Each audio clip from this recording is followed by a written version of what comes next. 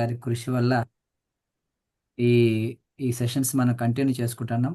అప్రతిహాసంగా మనం ఇప్పటికీ 37 ఎపిసోడ్లు ఆ, ఈ లో కార్బ్ స్కూల్ ద్వారా మనము ప్రేక్షకులకి ప్రజలకు అందించడం జరిగింది.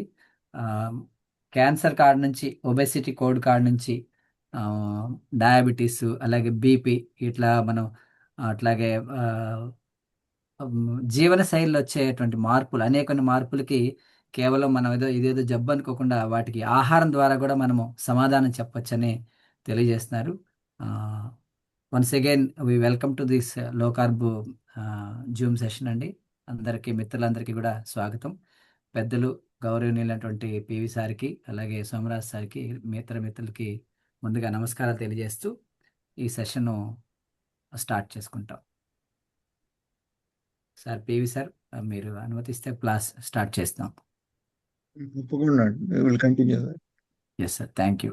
మీరు 6:1 అయింది, we can start the session.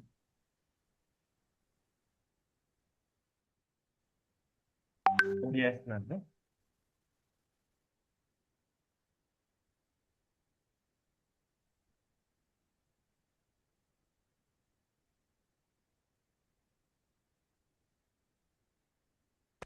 Okay, ప్రేక్షకులందరికీ నమస్కారం. ఈ వారం ముఖ్యంగా చిన్న టెక్నికల్ ప్రాబ్లం చేస్తున్నాం.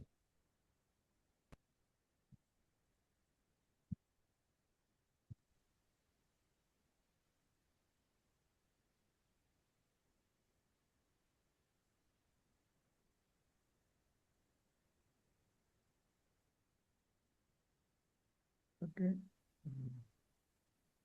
ప్రేక్షకులందరికీ నమస్కారం. ఈ వారం ముఖ్యంగా మెదడు, వాటి యొక్క ఆరోగ్య సమస్యల గురించి చర్చించుకుందాం.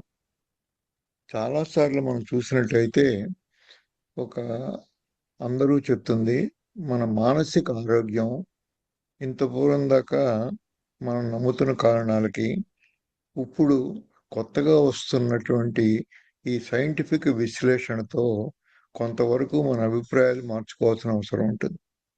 ఇటువంటి వాటిలో మానసిక ఆరోగ్యానికి ఉన్నటువంటి వాటిల్లో ముఖ్యంగా మనం ఎంత ఉత్సాహంగా, ఎంత ఉత్తేజంగా, ఎంతవరకు యాక్టివిటీలో పాల్గొంటే అంత మన బ్రెయిన్ యాక్టివిటీ మనము ముసలి వయసులో కూడా ఎంతో యాక్టివ్గా ఉంటుంది. వీటిలో అన్నిటికన్నా ముఖ్యమైనది ఈ మధ్యలో అవుతున్నది ఈట్ స్మార్ట్లీ. ఇది ఎంతో ఉపయోగకరం. మనం తీసుకునే ఆహార విధానాలు, మన చుట్టుపక్కల ఉండేటువంటి ఎన్విరాన్మెంటు మనకున్నటువంటి మానసిక ఆరోగ్యానికి, మానసిక వ్యాధులకి చాలా దగ్గర సంబంధం ఉందని చెబుతూ వస్తున్నారు. ఇటువంటి వాటిలో ముఖ్యంగా మనం తెలుసుకోవాల్సింది ఏంటంటే, మన మానసిక ఆరోగ్యం చెడిపోవడానికి మనకున్నటువంటి ఎన్నో రకరకాల సైంటిఫిక్ స్టడీస్ అన్నీ చెబుతున్నవి ఏమిటంటే, మనం ఎన్నో ఏళ్ల క్రితమే మనం గుర్తించాం మూర్ఛ రోగం. ఈ మూర్ఛ రోగం దగ్గర నుంచి మొదలుపెట్టి ఈ మధ్య కాలంలో పెరుగుతున్నటువంటి ఆల్జిమేర్స్ డిసీజ్, అంటే మతిమరుపు వ్యాధి చాలా తొందరగానే వస్తుంది. వీటన్నిటికీ కూడా ముఖ్యమైనది ఏంటంటే మన కణజాలంలో ఉన్నటువంటి మైటోకాండ్రియా అన్నవి ఇంత పూర్వం చాలాసార్లు మనం మాట్లాడుకుంటున్నాం.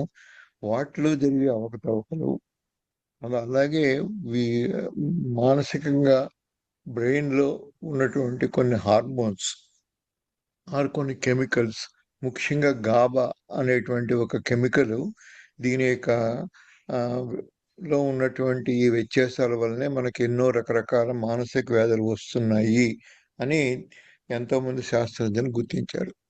ఇది తెలుసుకునే ముందు ఎప్పటిలాగే ఆరోగ్యానికి మందులు ఎలానో ఆహార విధానం కూడా ఒక మందు లాంటిది. మిగతా మందుల్లోనే ఆహారం వల్ల కూడా మంచి చెడు జరిగే అవకాశాలు ఉన్నాయి. ఈ వీడియోలో చెప్పిన సమాచారం మరియు అవగాహన కొరకు మాత్రమేనని గ్రహించగలరు. ఎవరైనా ఈ పద్ధతిని అవలంబించాలి అంటే LCHF ఆహార విధానాన్ని అమలు చేస్తున్న వైద్యులను సంప్రదించవలసి ఉంటుంది. మామూలుగా చూసినట్లయితే ఎంతో పురాతన కాలం నుంచి కూడా మిగతా మానసిక వ్యాధులు గుర్తించినా గుర్తించకపోయినా ఈ మూర్ఛ రోగం అన్నది 2000-3000 సంవత్సరాల క్రితం కూడా హిపోక్రట్స్ లాంటి వాళ్ళు గుర్తించి దీనికి కొంతవరకు ముఖ్యంగా చిన్నపిల్లల్లో ఇది ఎక్కువ సార్లు చూడడం జరిగింది. ఆ విధంగానే రాను రాను సైన్స్ పెరిగిన కొద్దీ ఎన్నో మానసిక వ్యాధులు, ఈ వణుకుడు వ్యాధని, అలాగే మన శరీరంలో ఉన్నటువంటి బ్రెయిన్ క్యాన్సర్లు కానీ, అలాగే దీంతో పాటు వచ్చేటువంటి ఎన్నో డీజనరేటివ్ డిసీజ్ అంటారు. అలాగే ఇంత ముందు నుంచి కూడా చాలా పురాతన కాలం నుంచి మనం గుర్తిస్తుంది ఈ పార్సెనోపి, మైగ్రేన్ హెడేక్ అంటారు. వీటన్నిటికీ కూడా మనం అవలంబిస్తున్న జీవన విధానానికి, ఈ జబ్బులకి చాలా దగ్గర సంబంధం ఉందని, ఇది ఒక్కటే కారణం అని కాదు. ఇటువంటివి ముఖ్యంగా మనం అదుపులో ఉంచుకోవాలంటే ఈ జబ్బుల్ని మన ఆహార విధానంలో కూడా చాలా మార్పులు చేసుకున్నప్పుడు మాత్రమే మనం ఎక్కువ ఈ ఔషధాల మీద కాకుండా ఈ జీవనశైలి విధానంతో మనం వీటన్నిటిని కూడా అదుపులో ఉంచుకోవచ్చు. దాని గురించి మనం ఎక్కువ తెలుసుకుందాం. అలా తెలుసుకోవడానికి మనం ముఖ్యమైనది ఏమిటంటే, ఏ విధంగా మనకి ఈ జబ్బులు వచ్చినప్పుడు ఈ మెదడులో జరిగేటువంటి ఈ చేంజెస్ అన్నీ ఏమిటి, దీంట్లో ఎనటామికల్ చేంజెస్ కానీ, బయోకెమికల్ చేంజెస్ కానీ, అయితే మాలిక్యులర్ లెవెల్ సెల్స్లో, అంటే మెదడు కణజాలంలో జరిగేటువంటి ముఖ్యమైన మార్పులు ఏం జరుగుతున్నాయి అని చూసినప్పుడు, వీటిల్లో ముఖ్యంగా గ్లూటమేట్ అనేటువంటి ఒక కెమికల్, దాని ఎగ్జైటోటాక్సిటీ, అంటే అది ఎంత ఎక్కువ ఉంటే మన మెదడు కణాలు ప్రేరేపించబడతాయి, దానివల్ల యాంగ్జైటీ, డిప్రెషన్లు వస్తూ ఉంటాయి. అట్లాగే కాల్షియం అనే ఒక మినరల్ ఉంటుంది. ఆ మినరల్ బోన్స్లో మామూలుగా ఉంటుంది, అట్లాగే బ్లడ్లో కూడా ఉంటుంది. దానివల్ల కూడా ఈ కణజాలంలో ఉన్నటువంటి ఈ నరాలు, వాటి యొక్క ఎగ్జైటబిలిటీ, ఇవన్నీ కూడా డిసైడ్ అవుతాయి. ముఖ్యంగా వీటన్నిటికీ కూడా ఈ మైటోకాండ్రియా, దానికి సంబంధించిన ఆక్సిడేటివ్ స్ట్రెస్, మామూలుగా ఉండవలసినటువంటి ఫ్రీ రాడికల్స్ అన్నవి ఎంత ఎక్కువ ఉంటే ఈ ఆక్సిడేటివ్ స్ట్రెస్ అంత ఎక్కువ ఉంటుంది. వీటి గురించి మనం ఎక్కువ అవగాహన పెంచుకొని ఏ విధంగా ఈ డిస్టర్బెన్సెస్ అన్నీ మానసిక వ్యాధులుగా జరుగుతున్నాయి అన్నదాన్ని మోస్ట్ ఇంపార్టెంట్. ఈ గ్లూటమేట్ అన్నది మామూలుగా తక్కువలో ఉన్నప్పుడు, ఇలా తక్కువగా ఉన్నప్పుడు మనకి పెద్దంత ఎక్కువ ఎగ్జైటబిలిటీ అన్నది ఉండదు. అదే ఇంకెక్కువగా ఉన్నప్పుడు మన కణజాలాన్ని విపరీతంగా ప్రేరేపించబడి మన ఎలక్ట్రిక్ షాక్ లాగా ఈ నరజాలం అంతా, ఈ నరాలన్నిటికీ కూడా ప్రమాదాలు కలగజేసేటువంటి ఈ పరిస్థితి ఏర్పడుతుంది. దీని గురించి మనం ఎంతవరకు అర్థం చేసుకుని వీటన్నిటిని నివారించగలము ఈ ఆహార విధానాల ద్వారా అన్నది ఇంపార్టెంట్. ఇవన్నీ ఎప్పుడు జరుగుతాయంటే మనకి చాలాసార్లు అనుభవంలో ఉండే ఉంటుంది. మనకు ఆకలేసినప్పుడు కొద్దిగా ఇరిటబిలిటీ పెరుగుతుంది. ఇరిటబిలిటీ పెరగడమే కాకుండా యాంగ్జైటీ, ఇటువంటివి కూడా ఎక్స్ప్రెస్ అవుతాయి. మన కోపతాపాలు కూడా ఎక్కువ పెరుగుతూ ఉంటాయి ఆకలిగా ఉన్నప్పుడు. వీటన్నిటికీ కూడా సఫిషియెంట్ ఎనర్జీ, అంటే మనకి బ్రెయిన్కి వాడుకోవాల్సినటువంటి శక్తి సరిపడా లేనప్పుడు ఇటువంటివన్నీ కూడా జరుగుతూ ఉంటాయి. వీటిల్లో మనం నమ్మింది ఏంటంటే, ఇంత పూర్వం దాకా మెదడు గ్లూకోజ్ మీదే ఆధారపడి దాని శక్తిని అంతటినీ సంపాదించుకుంటుంది అన్నది ముఖ్యమైన మనకున్న ఇంత పూర్వం దాకా నమ్మకం. కానీ ఈ మధ్యలో మనకు బాగా తెలిసింది ఏంటంటే, కీటోన్ బాడీస్ అన్నవి కూడా రెండో విధంగా గ్లూకోజ్ లేనప్పుడు వాటిని వాడుకునే సామర్థ్యం బ్రెయిన్కి చాలా ఎక్కువ ఉంటుంది. అటువంటి పరిస్థితులు మనం క్రియేట్ చేసినట్టయితే, కీటోన్ బాడీస్ని ఎక్కువ సరఫరా చేసినట్టయితే, మనకి ఈ ఎనర్జీ ల్యాక్ అన్నది, ఈ ఎగ్జైటబిలిటీ అన్నది కంట్రోల్లో ఉంటాయి. మనం సహజంగా చూసినట్టయితే ఎన్నో అవయవాలు ఉన్నాయి. వాటిలో బ్రెయిన్ అన్నదానికి 17% మనకున్న ఎనర్జీలో దీన్ని వాడుకుంటాం. కానీ మిగతావి డైజెస్టివ్ ట్రాక్ 10%, హార్ట్ 8%, మజిల్స్ అన్నవి 20%. అంటే మజిల్ ఒక ఆర్గాన్ కాదు, మొత్తం శరీరంలో ఉన్నవన్నీ. కిడ్నీకి అయితే 7%, లివర్కి అయితే 19%. సో ఒక బ్రెయిన్ తోటి మిగతా అవయవాలతో చూసినప్పుడు ఈ లివర్ మాత్రమే ఎక్కువ కన్జ్యూమ్ చేస్తూ ఉంటుంది ఎనర్జీని. అట్లాగే లివర్ తర్వాత వచ్చేటువంటి అగ్ర భాగంలో ఉన్నది మెదడు. అందుకోసమని ఈ మెదడుకి 3 నిమిషాలు ఈ ఎనర్జీ సప్లై కాకపోతే, అలాగే దీంతో పాటు ఒక 3 నిమిషాల సేపు ఆక్సిజన్ కనుక లేని పక్షంలో ఈ బ్రెయిన్లో ఉన్న కణజాలం చచ్చిపోతాయి. ఒక్కసారి ఈ కణజాలం చచ్చిపోతే మళ్ళీ వాటిని పునరుత్పత్తి చేసే శక్తి ఈ మిగతా కణాలకు అయితే ఉంటుంది. లివర్లో ముఖ్యంగా చచ్చిపోయినా చాలా మట్టుకు మళ్ళీ రీజనరేట్ అయ్యి మామూలుగా అవ్వగలుగుతాయి. అలాగే హార్ట్లోను, ఈ మెదడులోను ఈ కణజాలం ఒకసారి చచ్చిపోతే ఈ రెండోసారి ఉత్పత్తి అయ్యే అవకాశమే ఉండదు. అందుకోసం డ్యామేజ్ ఏదైతే జరుగుతుందో ఈ డ్యామేజ్ పర్మనెంట్గా ఉండిపోతుంది. దీన్ని కాంపెన్సేట్ చేయడం చాలా కష్టం. సో మనకు ఉన్నది మామూలుగా పరిస్థితుల్లో మెదడుకి ఏ శక్తి వస్తుంది అన్నది గ్లూకోజు. మనం తిన్న పిండి పదార్థాల నుంచి వచ్చిన గ్లూకోజు. ఇది బ్లడ్ బ్రెయిన్ బ్యారియర్ అంటారు. అంటే మనం తిన్న ఆహార పదార్థాల్లో ఫ్యాట్స్ అన్నవి బ్రెయిన్ దాకా వెళ్ళే అవకాశం ఉండదు, ఈ మధ్యలోనే ఆగిపోతాయి. మిగతా శరీరం అంతటికీ ఫ్యాట్స్ అనేవి సప్లై అవుతాయి. కానీ గ్లూకోజ్ మాత్రం బ్రెయిన్లో ఉన్నటువంటి రక్త ప్రసరణలో ప్రవహించి ఈ ఎనర్జీని ఇవ్వగలుగుతుంది. ఈ విధంగా కూడా కొంతవరకు మనకి కొద్ది మిస్డైరెక్షన్ వచ్చింది. ఎందుకంటే మిగతా ఫ్యాటీ యాసిడ్స్ వెళ్ళవు కాబట్టి మనకి శక్తినిచ్చేటువంటి మనకున్న మ్యాక్రో న్యూట్రియంట్స్లో గ్లూకోజ్ మాత్రమే మిగిలింది కాబట్టి గ్లూకోజ్ లేని పక్షంలో బ్రెయిన్ చచ్చిపోతుంది అన్న ఒక అవగాహన స్ట్రాంగ్గా మనకి ఏర్పడింది. కానీ ఈ మధ్యకాలంలో తర్వాత తెలిసింది ఏంటంటే మిగతా అవయవాలన్నీ కూడా మనకి ఫ్యాట్స్ ద్వారా వచ్చిన కీటోన్ బాడీస్ని వాడుకుని ఈ మైటోకాండ్రియా అన్నది పూర్తిగా మామూలుగా ఎఫిషియెంట్గా పనిచేయడం జరుగుతుంది. ముఖ్యంగా కిడ్నీలో కానీ బ్రెయిన్లో కానీ ఇది అలాగే ఈ మజిల్లో కానీ ఈ హార్ట్లో కానీ మిగతా అన్ని చోట్ల కూడా ఈ ఫ్యాట్ నుంచి వచ్చినటువంటి ఈ ఫ్యాటీ యాసిడ్స్ని వాడుకోగలుగుతున్నాయి. కానీ బ్రెయిన్కి ఈ ఫ్యాటీ యాసిడ్స్ అన్నవి రక్త ప్రసరణ ద్వారా వెళ్ళే అవకాశం లేదు. కానీ వీటన్నిటికీ కూడా గ్లూకోజ్ లేనప్పుడు వేరే విధంగా ఈ కణజాలాన్ని శక్తివంతంగా చేసి శక్తిని వాడుకునేట్టు చేయడానికి ఉపయోగపడేది ఈ కీటోన్ బాడీస్. ఈ కీటోన్ బాడీస్ ఎంతవరకు మనం సప్లై చేయగలిగితే గ్లూకోజ్ లేనప్పుడు గ్లూకోజ్ సరిపోనప్పుడు మనకు ఉన్నటువంటి ఈ రివ్యూలో పూర్తిగా ఈ మధ్య కాలంలో దీని మీద అండర్స్టాండింగ్ పెరగడానికి ఎక్కువ ఉపయోగపడేటువంటి రివ్యూ. ఎవరికైనా ఇంట్రెస్ట్ ఉంటే ఈ ఈ రివ్యూ పేపర్ చదువుకున్నట్టయితే ఎక్కువ అర్థమవుతుంది. అట్లాగే బీటా హైడ్రాక్సీ బ్యూటరేట్ ఇది ఒక ముఖ్యమైనటువంటి కీటోన్ బాడీస్. మనం స్టార్వేషన్లో ఉన్నప్పుడు కానీ లో కార్బోహైడ్రేట్ హెల్దీ ఫ్యాట్ తిన్నప్పుడు కానీ కీటోజెనిక్ డైట్స్ అని ఉంటాయి, ఇవి తిన్నప్పుడు కానీ ఈ కెమికల్ బాగా పెరుగుతుంది, బీటా హైడ్రాక్సీ బ్యూటరేట్. ఇది ఎంత ఎక్కువ పెరిగితే ఈ కెమికల్ని మన మెదడు నరాలు ఈ రెండు కూడా పూర్తిగా వాడుకుని మనకి ఎంతో శక్తివంతంగా తయారవుతాయి.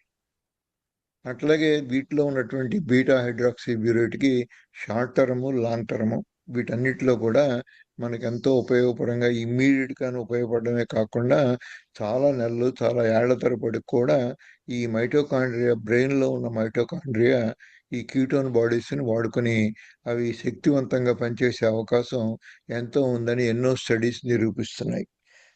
అట్లాగే మనకున్నటువంటి ఫ్యూయల్స్లో మనం చూసినట్టయితే క్లోజ్గా గ్లూకోజ్ అన్నది 4 క్యాలరీస్ ఇస్తుంది. అలాగే కీటోన్ బాడీస్ కూడా 4 క్యాలరీస్ వస్తాయి. కానీ మామూలుగా ఉన్నటువంటి మనందరిలో మనం కార్బోహైడ్రేట్స్ ఎక్కువ తింటూ ఫ్యాట్స్ కొద్దిగా తక్కువ తింటూ ప్రోటీన్ సంపాడులో తింటున్నప్పుడు కూడా మన శరీరంలో కీటోన్ బాడీస్ అనేవి ఉండవు. దీనివల్ల బ్రెయిన్లోకి వెళ్ళిన రక్త ప్రసరణ ఒక గ్లూకోజ్ మాత్రమే వాడుకుంటుంది, కీటోన్ బాడీస్ని వాడుకునే అవకాశం లేదు, ఎందుకంటే కీటోన్ బాడీస్ లేవు. కానీ గ్లూకోజ్ లేనప్పుడు మిగతా బాడీ అంతా కూడా ఫ్యాటీ యాసిడ్స్ని డైరెక్ట్గా వాడుకోగలరు. కానీ బ్రెయిన్కి ఆ ఫ్యాటీ యాసిడ్స్ అందే అవకాశం లేదు, అందుకోసం అవి వెళ్ళుకోలేవు. కానీ ఈ మధ్య కాలంలో మనకు తెలిసింది ఏంటంటే ఈ గ్లూకోజ్ లేని పక్షంలో బ్రెయిన్ గనక కీటోన్ బాడీస్ ఉన్నట్టయితే ఈ ఫ్యాట్స్ నుంచి వచ్చేటువంటి ఫ్యాటీ యాసిడ్సే ఈ కీటోన్స్గా మారుతాయి. అందుకోసం ఇంకో రకంగా బ్రెయిన్ కూడా ఫ్యాట్స్ని వాడుకుంటుంది, కానీ అదే రూపంలో ఫ్యాటీ యాసిడ్స్ రూపంలో వాడుకునే శక్తి దానికి లేదు. అదే కానీ రూపాంతరం చెంది ఈ కీటోన్స్గా మారినప్పుడు దానికి ఆల్టర్నేటివ్ ఫ్యూయల్గా వస్తుంది. ఈ ఆల్టర్నేటివ్ ఫ్యూయల్ కనుక సప్లై చేసినప్పుడు అలాగే ఈ కీటోన్ బాడీస్కి ఉన్న మిగతా ఎన్నో లక్షణాల వల్ల మనకున్నటువంటి ఎన్నో ఆరోగ్య సమస్యలు తీరుతాయి అన్నది ఈ మధ్య కాలంలో వస్తున్నటువంటి సైన్స్. ఏ విధంగా జరుగుతుంది అంటే మనకి ఫ్యాటీ యాసిడ్స్ అన్నవి ఈ రక్త ప్రసరణ బ్రెయిన్లోకి వెళ్ళేటప్పటికే మిగతా అవయవాలకు వెళ్ళినట్టుగా పూర్తిగా రక్తం అంతా కూడా ఒక బ్రెయిన్ బ్లడ్ బ్యారియర్ అంటారు, దీన్నే BBB, ఇది బ్రెయిన్ బ్లడ్ బ్యారియర్. ఇది చాలా మట్టుకి కొన్ని రసాయనాలని పంపించకుండా కొన్ని రసాయనాలు మాత్రమే మెదడుకు పంపిస్తుంది. ఎందుకంటే కొన్ని రసాయనాలతో ఈ మెదడు చెడిపోయే అవకాశం ఉంటుంది.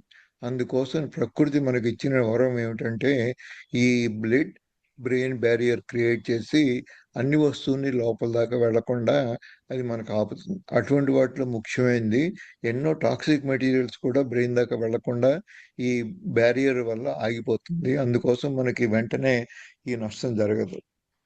అటువంటి వాటిలోనే ఫ్యాటీ యాసిడ్స్ కూడా అవి బ్లడ్ ద్వారా వెళ్ళే అవకాశం లేదు. కానీ ఆ ఫ్యాటీ యాసిడ్సే కీటోన్గా రూపాంతరం చెందిన తర్వాత ఈజీగా ఈ బ్లడ్ బ్యారియర్ని దాటుకుంటూ వెళ్ళి లోపలికి మనకు ఉపయోగపడేంత శక్తినిచ్చే అవకాశం ఉంటుంది. సో అట్లానే మనం ఇప్పుడు ఈ మధ్య కాలంలో మనకు అర్థమైంది ఏంటంటే కీటోన్ బాడీస్ని వాడుకుంటుంది బ్రెయిన్, అలాగే గ్లూకోజ్ని వాడుకుంటుంది. కానీ గ్లూకోజ్ని ప్రిఫర్ చేస్తుందని చాలామంది శాస్త్రకారులు ఇంతపూర్వం దాకా నమ్మారు. దాంట్లో కూడా ఈ మధ్య కాలంలో మనకు అర్థమవుతుందంటే ఈ గ్లూకోజ్ కన్నా కూడా బ్రెయిన్ అవైలబిలిటీ ఉంటే కీటోన్స్నే ఎక్కువ వాడుకుంటుంది.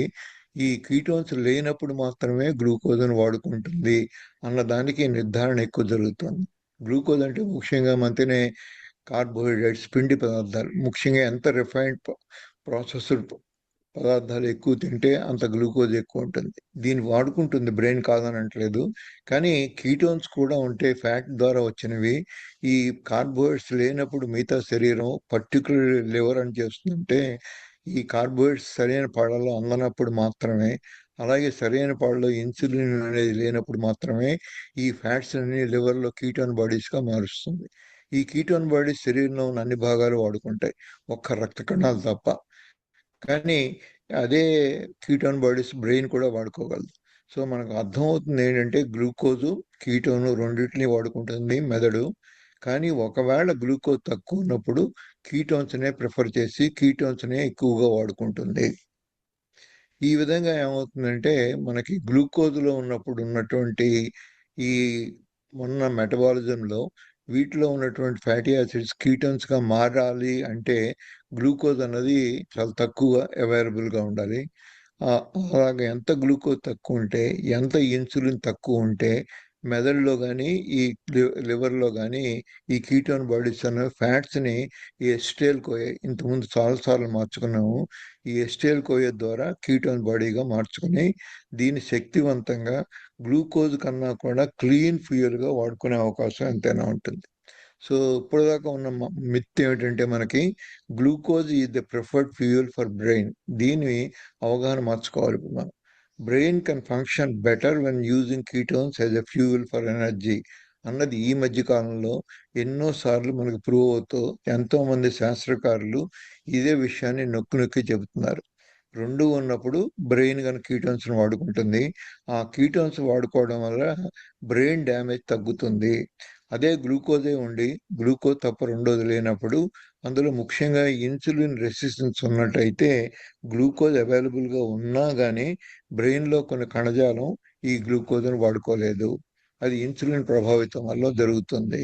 ఇంత పూర్వం ఇన్సులిన్కి గ్లూకోజ్ మెదడు వాడుకోవడానికి ఎక్కువ సంబంధం లేదు అని అనుకున్నాం. ఇన్సులిన్ లేకపోయినా గ్లూకోజ్ని మెదడు వాడుకోగలదని కొంతవరకు నిజమే అది. కానీ కొన్ని కణజాలాలు ఈ మధ్య ఏదైతే అనారోగ్యాన్ని కలుగజేస్తున్నాయో అటువంటి కణజాలానికి గ్లూకోజ్ వాడుకోవాలి అంటే ఇన్సులిన్ అవసరము అన్నదాన్ని కూడా ఈ మధ్యకాలంలో తెలిసింది మనకి. సో ఈ విధంగా గ్లూకోజ్ ఆర్ కీటోన్స్ అనుకున్నప్పుడు ఆల్టర్నేట్ ఫ్యూయల్ సోర్స్ మోర్ ఎఫిషియెంట్గా కీటోన్స్ని వాడుకోగలదు. కానీ ఇది ఎప్పుడు వాడుకోగలదు అంటే గ్లూకోజ్ లేనప్పుడు, అలాగే ఇన్సులిన్ లేనప్పుడు. ముఖ్యంగా ఈ కీటోన్ బాడీస్ అన్ని బ్లడ్లో సర్క్యులేట్ అవుతాయి. ఆ గ్లూకోజ్ లేని పక్షంలోనూ ఇన్సులిన్ తక్కువ ఉన్న సమయంలో మాత్రమే కీటోన్స్ అన్నది ఫ్యాటీ యాసిడ్స్ ద్వారా జరుగుతాయి. సో ఈ రెండు కండిషన్లు ఫుల్ఫిల్ కాకుండా కీటోన్ బాడీస్ని మనం సఫిషియెంట్గా మనం సర్క్యులేషన్లో ఉంచలేము, సఫిషియెంట్గా బ్రెయిన్ దాకా వెళ్ళాం. సో అట్లాగే మనకి ఈ వీటి వల్ల ఏం జరుగుతుంది అంటే కీటోన్స్ వల్ల ఈ మైటోకాండ్రియల్ ఫంక్షన్, మైటోకాండ్రియా అనేది ఎన్నోసార్లు మనం మాట్లాడుకున్నాం. ప్రతి సెల్లోనూ ఉండేటువంటి మైటోకాండ్రియా మోర్ ఎనర్జీని ఎక్కువ ఎఫిషియెంట్గా ఎక్కువ ఏటీపీని ప్రొడ్యూస్ చేసే శక్తి ఈ మైటోకాండ్రియాకు ఉంటుంది. ఈ మైటోకాండ్రియాలో కాకుండా ఈ సైటోప్లాజం సెల్లో ఉన్న చోట కన్నా గ్లూకోజ్ మనం వాడుకున్నట్టయితే ఒక్కొక్క గ్లూకోజ్ మాలిక్యూల్కి 2 ఏటీపీలు మాత్రమే వస్తాయి. అదే గ్లూకోజ్ని మన మైటోకాండ్రియాలో కానీ కీటోన్ బాడీస్ ఉన్నప్పుడు 32 దగ్గర నుంచి 96 దాకా ఏటీపీ యూనిట్స్లో వచ్చే అవకాశం ఉంటుంది. అంటే మోర్ ఎనర్జీ వస్తుంది, మోర్ క్లీన్ ఫ్యూయల్ వస్తుంది, తక్కువ సబ్స్ట్రేట్ తోటి. సో ఈ విధంగా మన మైటోకాండ్రియా ఇంప్రూవ్ అయినప్పుడు బ్రెయిన్లో యొక్క ఫంక్షన్స్ అన్నీ పెరగడం, అలాగే ముఖ్యంగా బీడీఎన్ఎఫ్ అంటారు, అంటే బ్రెయిన్ డిరైవ్డ్ న్యూరోట్రోఫిక్ ఫ్యాక్టర్స్, ఇటువంటివన్నీ కూడా ఈ అనారోగ్యకరమైన కణజాలాన్ని ఆరోగ్యవంతంగా మార్చగలవు ఇవన్నీ. అట్లాగే మనం చూసినట్టయితే ఈ మైటోకాండ్రియా అన్నది సో ఇంపార్టెంట్. ఈ మైటోకాండ్రియా ఎంత డ్యామేజ్ అయ్యి ఈ మైటోకాండ్రియాలో ఈ ఆక్సిజన్ వాడుకోలేక ఇన్సులిన్ లేని పక్షంలో, అలాగే కీటోన్ బాడీస్ లేకపోవడం వల్ల కీటోన్స్ని వాడుకోలేని పక్షంలో ఈ బ్రెయిన్లో ఉన్నటువంటి ఆక్సిజన్ వెళ్తున్నా కానీ ఈ ఎనర్జీని వాడుకునే శక్తి ఉండదు. ఎక్కడెక్కడ అవుతే అన్ని చోట్ల అవుతే పర్వాలేదు, ఫ్రంటల్ లోబ్లో కొన్ని పోతే ఏదో మెమరీ లాస్ లాగా ఉంటుంది. కానీ కొన్ని పర్టికులర్లీ ఎమాగ్డేలియా అటువంటి కొన్ని ఏరియాస్ ఉంటాయి, అవి ముఖ్యమైనవి. అవి వాటిలో గనక ఏమాత్రం ఎనర్జీ లేని పక్షంలో అవి ఇంకా చాలా ప్రమాదకరమైన ఈ ఎన్నో రకరకాల జబ్బులు, మొత్తం మెమరీ లాస్ అయిపోవడం, దాన్ని ఆల్జిమర్స్ డిసీజ్ అంటారు. అలాగే ఎగ్జైటబిలిటీ హైపాక్సియా వల్ల వచ్చేటువంటిది, అలాగే హైపో మెటబాలిజం వల్ల వచ్చేటువంటి న్యూరో ఎగ్జైటరీ ఫంక్షన్, దాన్నే మూర్ఛ వ్యాధి అంటారు. అట్లాగే మన ఆలోచన విధానం ర్యాపిడ్గా లేకుండా ఈ నరాలన్నీ కూడా ర్యాపిడ్గా ఎనర్జీని ట్రాన్స్మిట్ చేయలేనప్పుడు వాటిలో జరిగే అవకతవకలే మనకున్నటువంటి ఎన్నో రకరకాల జబ్బులు రావడానికి ముఖ్యమైన కారణం. సో ఈ మైటోకాండ్రియా అన్నది ఎంతో ముఖ్యమైనది. ఇది బ్రెయిన్ సెల్స్లో చాలా ఎక్కువ ఉంటుంది, తర్వాత హార్ట్లో ఉంటుంది, ఇలా రకరకాల అవయవాలన్నిట్లోనూ. ఒక్క రక్త కణాల్లో మాత్రం ఉండదు. అందుకోసం అక్కడ గ్లూకోజ్ లేని రక్త కణాలు బతకలేవు.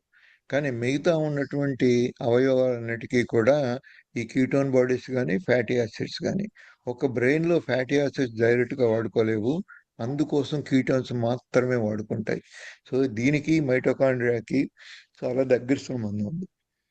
ఈ మైటోకాండ్రియా ఎంత హెల్తీగా ఉంటే అంత ఫ్రీ రాడికల్స్ ప్రొడక్షన్ తగ్గుతుంది. ఈ మైటోకాండ్రియాలో గ్లూకోజ్ వాడుకున్నప్పుడు ఈ ఫ్రీ రాడికల్స్, పర్టికులర్లీ ఆక్సిజన్ అనేది ఎక్కువ డ్యామేజ్ జరుగుతుంది. సో ఆ విధంగా కీటోన్స్ వాడుకున్నప్పుడు ఈ ఫ్రీ రాడికల్స్ ఫ్రమ్ ఆక్సిజన్ కూడా రావడం తగ్గి ఈ ఆక్సిడేటివ్ స్ట్రెస్ కూడా తగ్గుతుంది. సో ఈ రెండింటి వల్ల ముఖ్యమైనది. ఈ విధంగా ఎంత ఎక్కువ మనం కీటోన్ బాడీస్ వాడుకుంటే అంత మనకి ఎనర్జీ వస్తుంది. ఈ ఎనర్జీయే ముఖ్యమైనది మనకి. ఈ మైటోకాండ్రియాలు కూడా రీజనరేట్ అవుతాయి. అలాగే ముఖ్యమైనటువంటి బ్రెయిన్కి సంబంధించినంత వరకు ఈ బ్రెయిన్ డిరైవ్డ్ న్యూరోట్రోఫిక్ ఫ్యాక్టర్ అంటారు. ఇది ఎంత ఎక్కువ పాళ్ళలో ఉన్నప్పుడు అంత ఈ బ్రెయిన్లో ఉన్న సెల్స్ దెబ్బతినకుండా వాటి యొక్క ఫంక్షన్ అంతా ప్రిజర్వ్ అవుతుంది. సో ఈ విధంగా కీటోన్ బాడీస్ ఎంత ఎక్కువ ఉంటే ఈ ఫంక్షన్స్ అన్నీ కూడా మామూలుగా జరుగుతూ ఉంటాయి. వీటన్నిటికీ కూడా ఎన్నో ముడిపడి ఉన్నాయి మన కారణాలు. ముఖ్యంగా స్థూలకాయం, ఒబేసిటీ ఉన్నా, అలాగే ప్రాసెస్డ్ ఫుడ్స్ ఎంత ఎక్కువ తింటే, పర్టికులర్లీ రిఫైన్డ్ ఫుడ్ స్టఫ్స్ ఎంత ఎక్కువ తింటే, అట్లాగే మనకున్నటువంటి ఈ ఎక్సర్సైజ్ అన్నది లేక, మూమెంట్ అన్నది లేక, సెడెంటరీ లైఫ్ గడుపుతున్నా, అలాగే మీకున్నటువంటి నిద్ర లేని సమయంలో రాత్రిపూట నిద్రపోవడం, పగలపూట మెలుకుగా ఉండడం, ఈ రిథం, దీన్నే సర్కాడియన్ రిథం అంటారు. ఈ రిథం దెబ్బతిన్నప్పుడు, అట్లాగే ఎన్విరాన్మెంట్లో మన చుట్టూ ఉన్న పీల్చే గాలిలో ఉన్నటువంటి ఎన్నో టాక్సిన్స్, అలాగే వాటిలో ఉన్నటువంటి ప్లాస్టిక్స్, ఇలా ఎన్నో రకాల మనం తాగే వాటర్లో ఉన్నటువంటి పొల్యూయెంట్స్, ఎన్నో కెమికల్స్, మనం వాడుతున్న కెమికల్స్, ముఖ్యంగా ఈ ఉన్న ఈ పెర్ఫ్యూమ్ ఇండస్ట్రీ, అలాగే ఫెర్టిలైజర్స్, ఇలాగే ఎన్నో రకరకాలుగా మనం తినే ఆహారంలో ఎన్నో కెమికల్స్ వస్తున్నాయి. ఇవన్నీ కూడా కలిసి మనకి ఈ మైటోకాండ్రియాని దెబ్బతీస్తున్నాయి. ఈ మైటోకాండ్రియా ఎంత దెబ్బతింటే అంత మనకి ఇన్ఫ్లమేషన్ అనేది పెరుగుతుంది. ఎంత ఇన్ఫ్లమేషన్ పెరిగితే అంత ఈ మెదడుకు సంబంధించిన వ్యాధులన్నీ వస్తాయి. ఈ ముఖ్యంగా multiple sclerosis, inflammatory bowel diseases, asthma, ఈ రుమటాయిడ్ ఆర్థరైటిస్ వీటితో పాటు ఈ ఉన్నటువంటి నరాలన్నీ కూడా దెబ్బతిని మనకి ఎన్నో రకరకాల జబ్బులుగా బహిర్గతం అవుతాయి. సో అందుకోసం మనం కీటోన్ బాడీస్ని ఈ గ్లూకోజ్ వాడుకోలేని పరిస్థితుల్లో, ఈ గ్లూకోజ్ వాడుకుని మైటోకాండ్రియా అంతా చెడిపోతున్న పరిస్థితుల్లో, ముఖ్యంగా ఆక్సిడేటివ్ స్ట్రెస్ ఎక్కువ ఉన్నప్పుడు, ఈ రిఫైన్డ్ ప్రాసెస్డ్ ఫుడ్స్ తిన్నప్పుడు మన ఎన్విరాన్మెంటల్లో ఉన్న పొల్యూషన్లు ఇవన్నీ కూడా ఎక్కువ దోహదం చేస్తున్నప్పుడు మనకి బ్రెయిన్ కనుక కీటోన్ బాడీస్ ద్వారా మనం ఆల్టర్నేట్గా వేరే ఎనర్జీని చూస్తున్నట్లయితే ఇవన్నీ కూడా ఎంతో ఉపయోగపడతాయి. ఇవి ఒక్క ఎనర్జీయే కాకుండా మన డిఎన్ఏ అనేది ఉంటుంది. ఈ డిఎన్ఏ అనే దాంట్లో ముఖ్యమైనది ఈ క్రోమోజోమ్స్, జీన్స్. దీంట్లో హిస్టోన్, ఇది చాలా ముఖ్యమైనది. హిస్టోన్ అన్నది దీని యొక్క ఈ కాంప్లెక్స్ని కూడా మన జీన్స్ని కూడా కంట్రోల్ చేసేటువంటి పరిస్థితుల్లో మనం చూసినప్పుడు ఎపిజెనెటిక్స్ ద్వారా ఈ జీన్స్ని కూడా ఈ మనకు తీసుకున్న ఆహారం కంట్రోల్ చేస్తుంది. ఆ విధంగా జీన్ యొక్క మార్పులు ఇవన్నీ పుట్టుకతో వచ్చినా కొంతవరకు మన జీన్స్ కాంపోజిషను ఆ జీన్స్ మీద ప్రభావితం చూపించి అంత పూర్వంగా నిద్రాస్థితిలో ఉన్నటువంటి నిద్రాణంలో ఉన్న ఈ ఎన్నో జీన్స్ని మేలుకొలిపి మనకున్నటువంటి ఈ జెనెటిక్ ద్వారా కూడా మనకి జబ్బులు కలగజేయడానికి ముఖ్యమైన కారణం మనం తీసుకున్న ఎన్విరాన్మెంటల్ ఫ్యాక్టర్స్, మనం చేస్తున్నటువంటి ఎపిజెనెటిక్స్ అన్నది ముఖ్యమైన కారణం అని మనం గుర్తించాలి.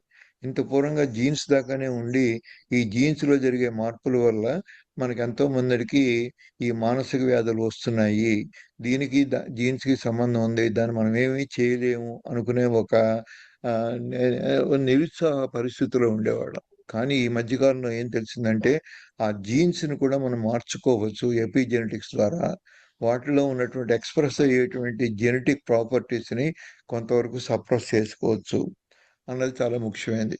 వీటన్నిటికీ కూడా neuro inflammation is most important. దీనివల్లే మనకు కలిగేటువంటి డిప్రెషన్ కానీ, యాంగ్జైటీ కానీ, అలాగే బ్రెయిన్ ఫాగ్ కానీ, అలాగే ఆటో ఇమ్యూన్ డిసీజెస్తో పాటు ఇలాగా ఆటిజం డిజార్డర్స్ అంటారు, ADD or ADHD, autism disease spectrum అంటారు. వీటన్నిటిని ఒక రకంగా మనం ఎన్నో రకరకాల జబ్బులన్నిటి కూడా ఈ స్పెక్ట్రమ్ చిన్నపిల్లల దగ్గర నుంచి మనం చూస్తాం ఆటిజము వీటిలో. అలాగే నిద్రలేమితనం, ఇన్సామ్నియా, అలాగే డిమెన్షియా, మనకి ఎప్పుడో రావాల్సిన 80 ఏళ్ళకు రావాల్సినటువంటి మతిమరుపు 40 ఏళ్ళ నుంచి మొదలవుతుంది.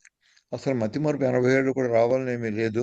న్యూరలాజికల్ టిష్యూస్ ఉంటే ఎంతోమంది 80 ఇయర్స్ తర్వాత కూడా మామూలు పనులు చాలామంది చేయగలిగారు, ఇంక్లూడింగ్ నోబెల్ ప్రైజులు కూడా తెచ్చుకోగలిగారు.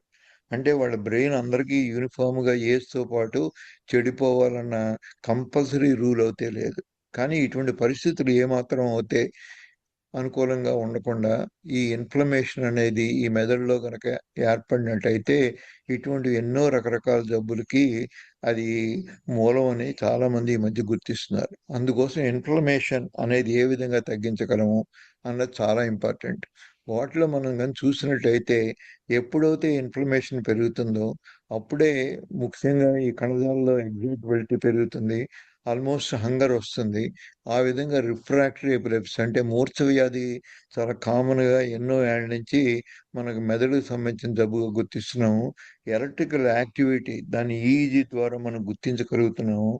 ఇటువంటి మార్పులన్నిటినీ కూడా ఎన్నో రకరకాల మందులతో వాడుకున్న చాలామందికి ఈ మధ్య కాలంలో మనం చూస్తుంది అంటే ముఖ్యంగా చిన్నపిల్లలలో మందులు ఒక్కదాంతో కూడా చాలామందికి మూర్ఛ వ్యాధి కంట్రోల్ అవ్వట్లేదు.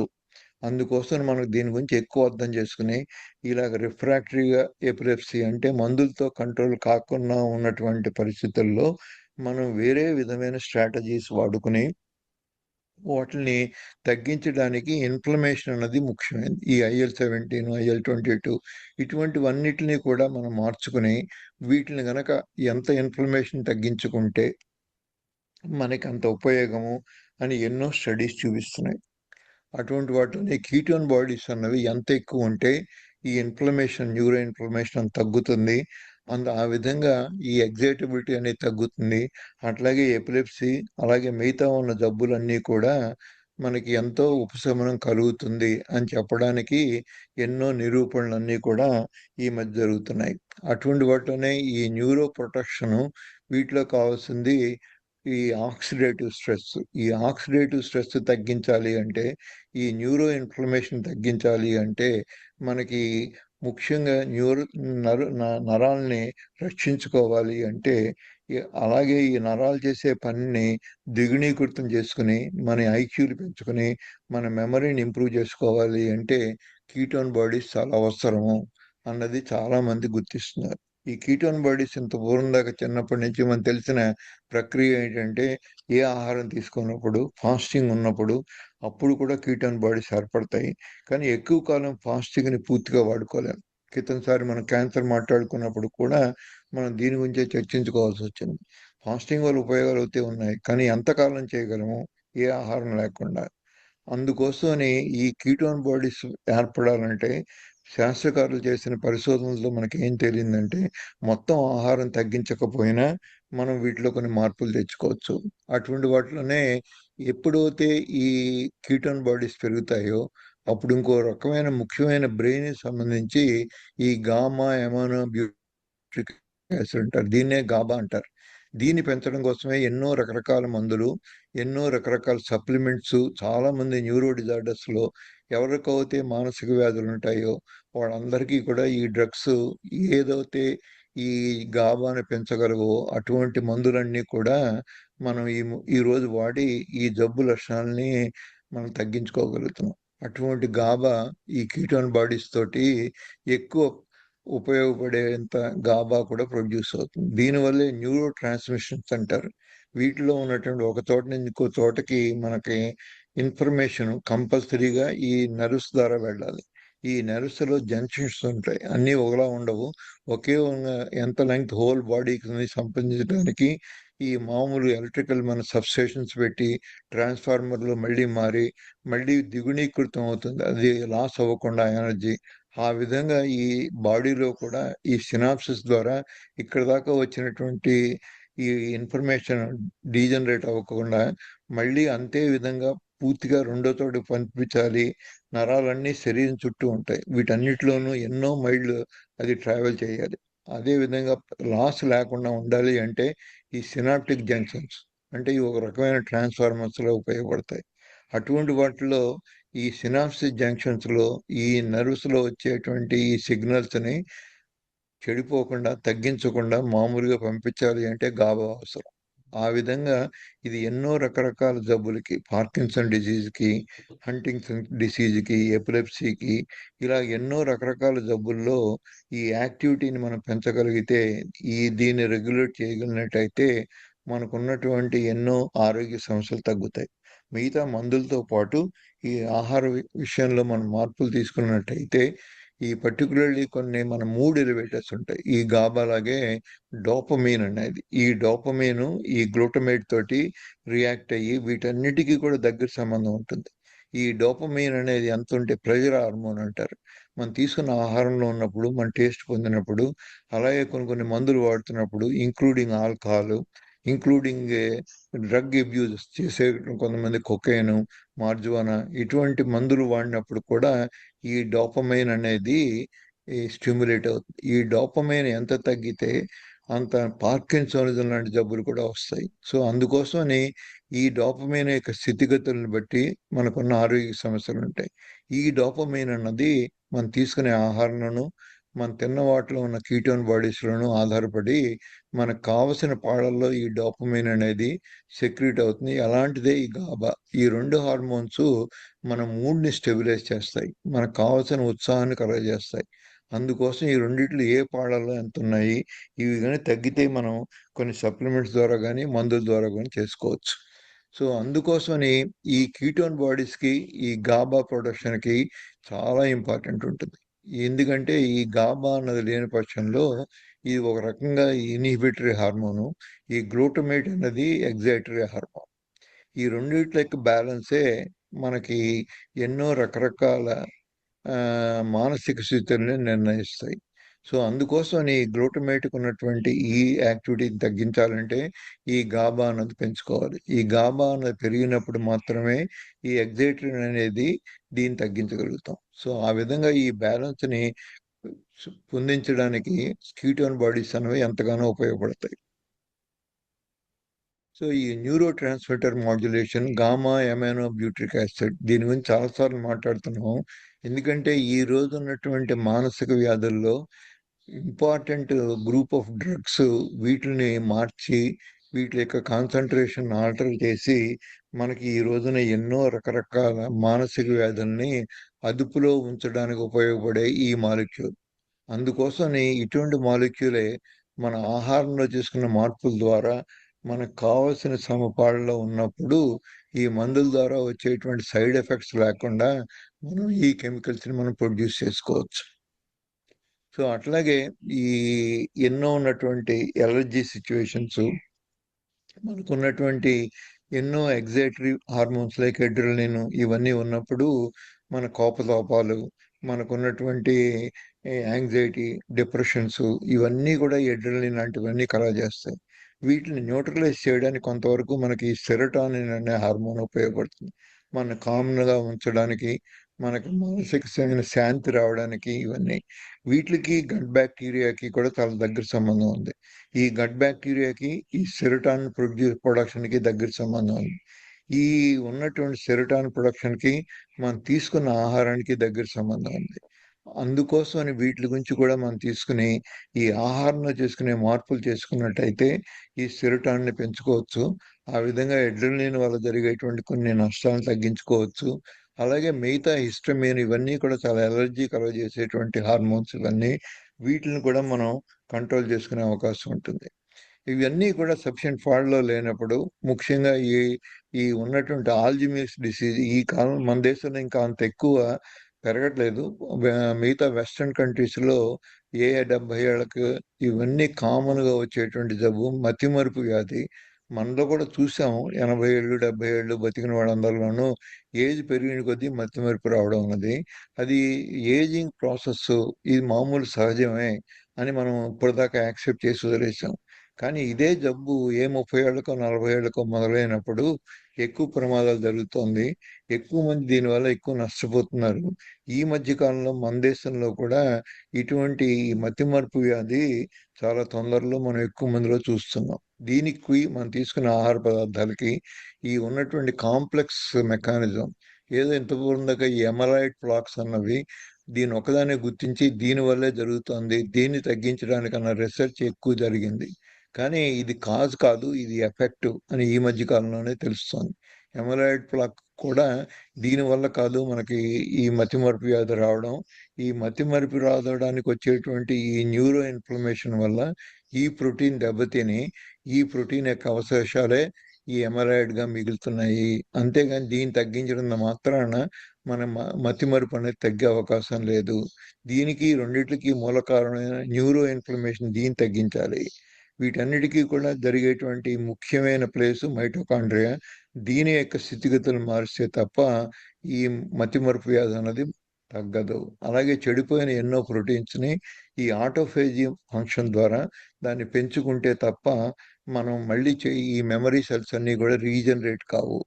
ఒకప్పుడు మనం నమ్మింది ఏంటంటే నర్వ్స్ అనేవి రీజనరేట్ కావు, ఒకసారి పుట్టినప్పుడు ఎలా ఉంటాయో అవి జీవితాంతకాలం వాటితోటే ఉండాలి. కానీ ఈ మధ్య కాలంలో మనకు తెలుస్తుందంటే ఇది అంత ఖచ్చితంగా ఏ సెల్స్ న్యూరో రీజనరేషన్ జరుగుతూ ఉంటుంది, కానీ అతి తక్కువ ఉంటుంది.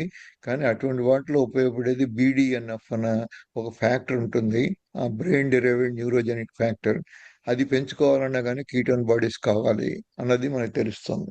అలాగే ఆల్జిమేర్స్ డిసీజులో ఈ న్యూరోఫిబ్రిలేటరీ ట్యాంగిల్స్ అంటారు, ఈ టావో ప్రోటీన్స్ అన్నవి. వీటిలు కూడా ఇవన్నీ ఎఫెక్ట్సే కానీ ఇవి కాదు. ఇప్పటిదాకా మనం నమ్మింది ఎమలాయిడ్ ప్లాక్, ఈ టావో అన్న ఈ ప్రోటీన్స్ వల్లే మనకి మెమరీ తగ్గిపోతుంది, వీటిని తగ్గించుకుంటే సరిపోతుంది అనుకున్నాం. కానీ ఇటువంటి తగ్గించేటువంటి ఎన్ని మాత్రలు వాడినా కానీ ఈ జబ్బులో కనపడవలసినంత మనకి ముఖ్యమైన మార్పులు అంత ఇదిగా చూడలేకపోతున్నాం. సో అట్లాగే ఈ ఆల్జిమేర్స్ డిసీజ్ రావడానికి మనం గుర్తించింది అంటే జీన్స్ అన్నవి కొంతవరకు రెస్పాన్సిబుల్ కాదన్నట్లేదు.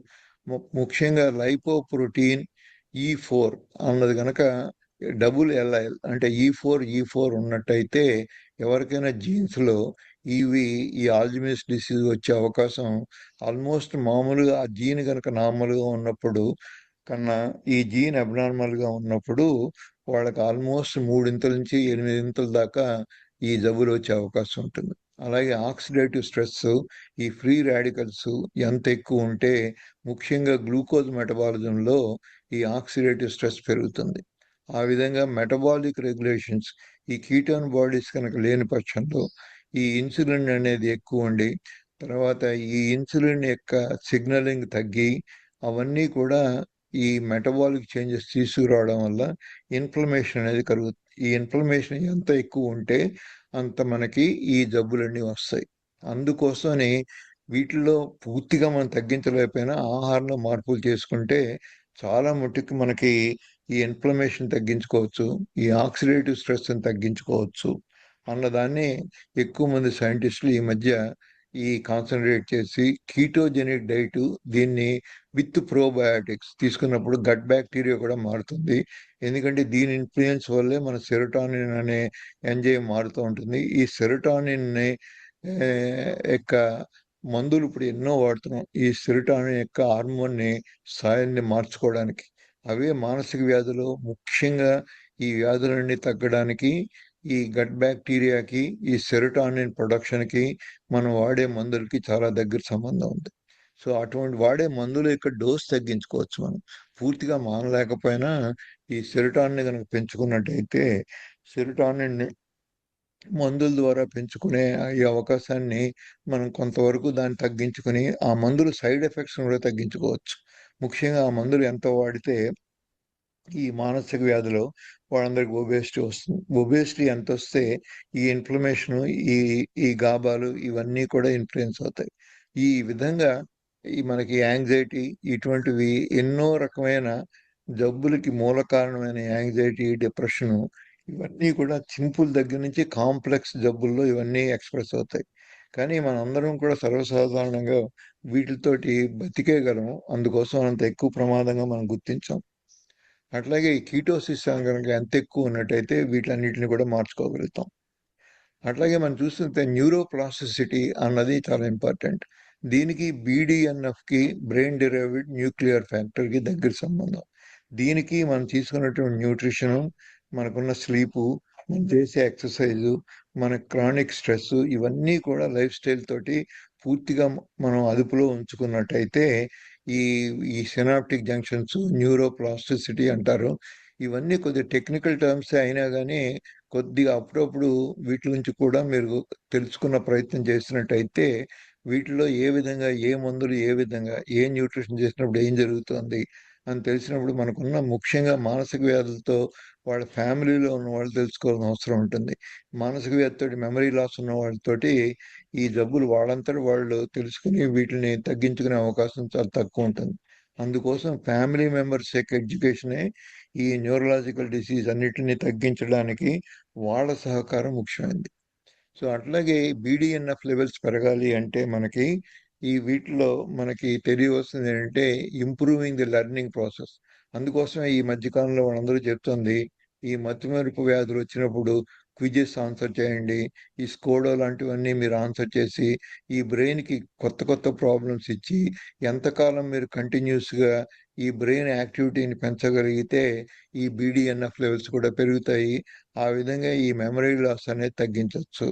అలాగే అవన్నీ చేస్తూ కూడా మనకి ఫిజికల్ ఎక్సర్సైజ్ చేస్తే మజిల్స్ ఎలా యాక్టివిటీ వస్తుందో ఈ ఈ క్యూరియాసిటీ, ఈ ఈ పజిల్స్ అన్నీ చేస్తున్నప్పుడు అదే యాక్టివిటీ బ్రెయిన్లో కూడా ఉంటుంది అటువంటిది. సో అందుకోసం ఈ ఎక్సర్సైజ్ చేసినప్పుడు ఎంత ఫలితం ఉంటుందో ఈ పజిల్స్ ఇవన్నీ క్వశ్చన్స్, ఈ కొన్ని డిఫికల్ట్ ప్రాబ్లమ్స్ సాల్వ్ చేసినప్పుడు ఈ బ్రెయిన్ యాక్టివిటీ పెరగాల్సి వస్తుంది. సో అవినాభావ సంబంధం ఉంది. మనం ఎక్సర్సైజ్ ఎంత చేస్తే ఈ మజిల్స్లో కూడా ఈ బీడీఎన్ఎఫ్ ఫ్యాక్టర్ని పెంచేటువంటి అంత ఉపయోగం ఉంటుంది. బ్రెయిన్లో ఎలాగో జరుగుతుంది మనం చేస్తున్నవి, కానీ దానికన్నా కూడా పవర్ఫుల్గా ఈ బీడీఎన్ఎఫ్ పెరగాలి అంటే మనం ఎంత స్ట్రెంగ్త్ ట్రైనింగ్ ఎక్సర్సైజ్ చేస్తే అంత ఉపయోగం. సో వీటన్నిటికీ కూడా మూల కారణం ఏంటంటే ఎనర్జీ పెరగడానికి, ఈ న్యూరో ట్రాన్స్మిషన్ పెరగడానికి, ఈ మెటబాలిజం కరెక్ట్ చేయడానికి అన్నిటికీ ఉపయోగపడేది సెంట్రల్ మాలిక్యూల్ బిహెచ్బి, అంటే బీటా హైడ్రాక్సీ బ్యూట్రిక్ యాసిడ్. ఇది ఒక కీటోన్ బాడీ. ఇది మన కార్బోహైడ్రేట్స్ లేనప్పుడు, ఇన్సులిన్ తక్కువగా ఉన్నప్పుడు మన శరీరంలో ఉన్న ప్రతి లివర్ ముఖ్యంగా ఎక్కువ ప్రొడ్యూస్ చేసి ఈ మైటోకాండ్రియాని రెస్టోర్ చేయడానికి ఉపయోగపడే మాలిక్యూల్ ఇది. దీనివల్లే మనకున్న కణజాలం ఇంత పూర్వం దాకా నమ్మింది, మనం ఒకసారి పుట్టిన కణజాలం చచ్చిపోతే అది మళ్ళీ పునర్జీవితం దానికి లేదు అనుకుని నమ్మిన సిద్ధాంతానికి కొంతవరకు మనం పక్కన పెట్టి నర్వ్స్ కూడా రీజనరేట్ అయ్యే అవకాశం ఉంది అని మనం నిరూపిస్తుంది. కనీసం కొత్త కణాలు పుట్టినా పుట్టకపోయినా ఆ ఉన్న కణాలు డీజనరేట్ కాకుండా ఉపయోగపడుతుంది ఇది. ఆ విధంగా ఉన్న కణాలనే మనం రక్షించుకునే అవకాశం ఎంతైనా ఉంటుంది. ముఖ్యంగా ఎపిలెప్సీ అన్నది ఒక దీర్ఘకాలంగా మనం చూస్తున్నాం ఎంతో మందిలో ఈ జబ్బు. ఇది హెల్దీగా ఉన్న బ్రెయిన్, అలా కాకుండా ఫోకల్ సీజర్స్ అంటారు. అంటే కొద్ది చేయికో కాలుకో వచ్చేటువంటి మూర్ఛ వ్యాధులు, వీటిని ఫోకల్ సీజర్స్ అంటారు. అలాగే జనరలైజ్డ్ ఎపిలెప్సీ అంటే మొత్తం శరీరం అంతా కూడా ఈ సీజర్స్ లో వస్తుంది వణుకు. అంటే ఎంత ఇంపార్టెంట్ ఇష్యూ అంతా కూడా ఈ మార్పులను జరుగుతున్నాయి, ఎలక్ట్రికల్ చేంజెస్ జరుగుతాయి ఇక్కడ. ఇలాగే కొద్ది భాగంలో మాత్రమే జరిగితే ఒక భాగంలోనూ శరీరంలో వంపులు వస్తాయి. అలా కాకుండా మొత్తం అంతా ఉన్నప్పుడు జనరలైజ్డ్ ఎపిలెప్సీ వస్తుంది. ఎపిలెప్సీ అనే దాని గురించి ఈ మజిల్ కంట్రాక్షన్, ఈ మజిల్స్ అన్ని కూడా వణుకుడు వ్యాధి, ఇది మూర్ఛ రోగం అంటాము. వీళ్ళందరికీ కూడా వంపులు వస్తూ ఉంటాయి. అలాగే స్ప్రో కూడా కోల్పోతూ ఉంటారు.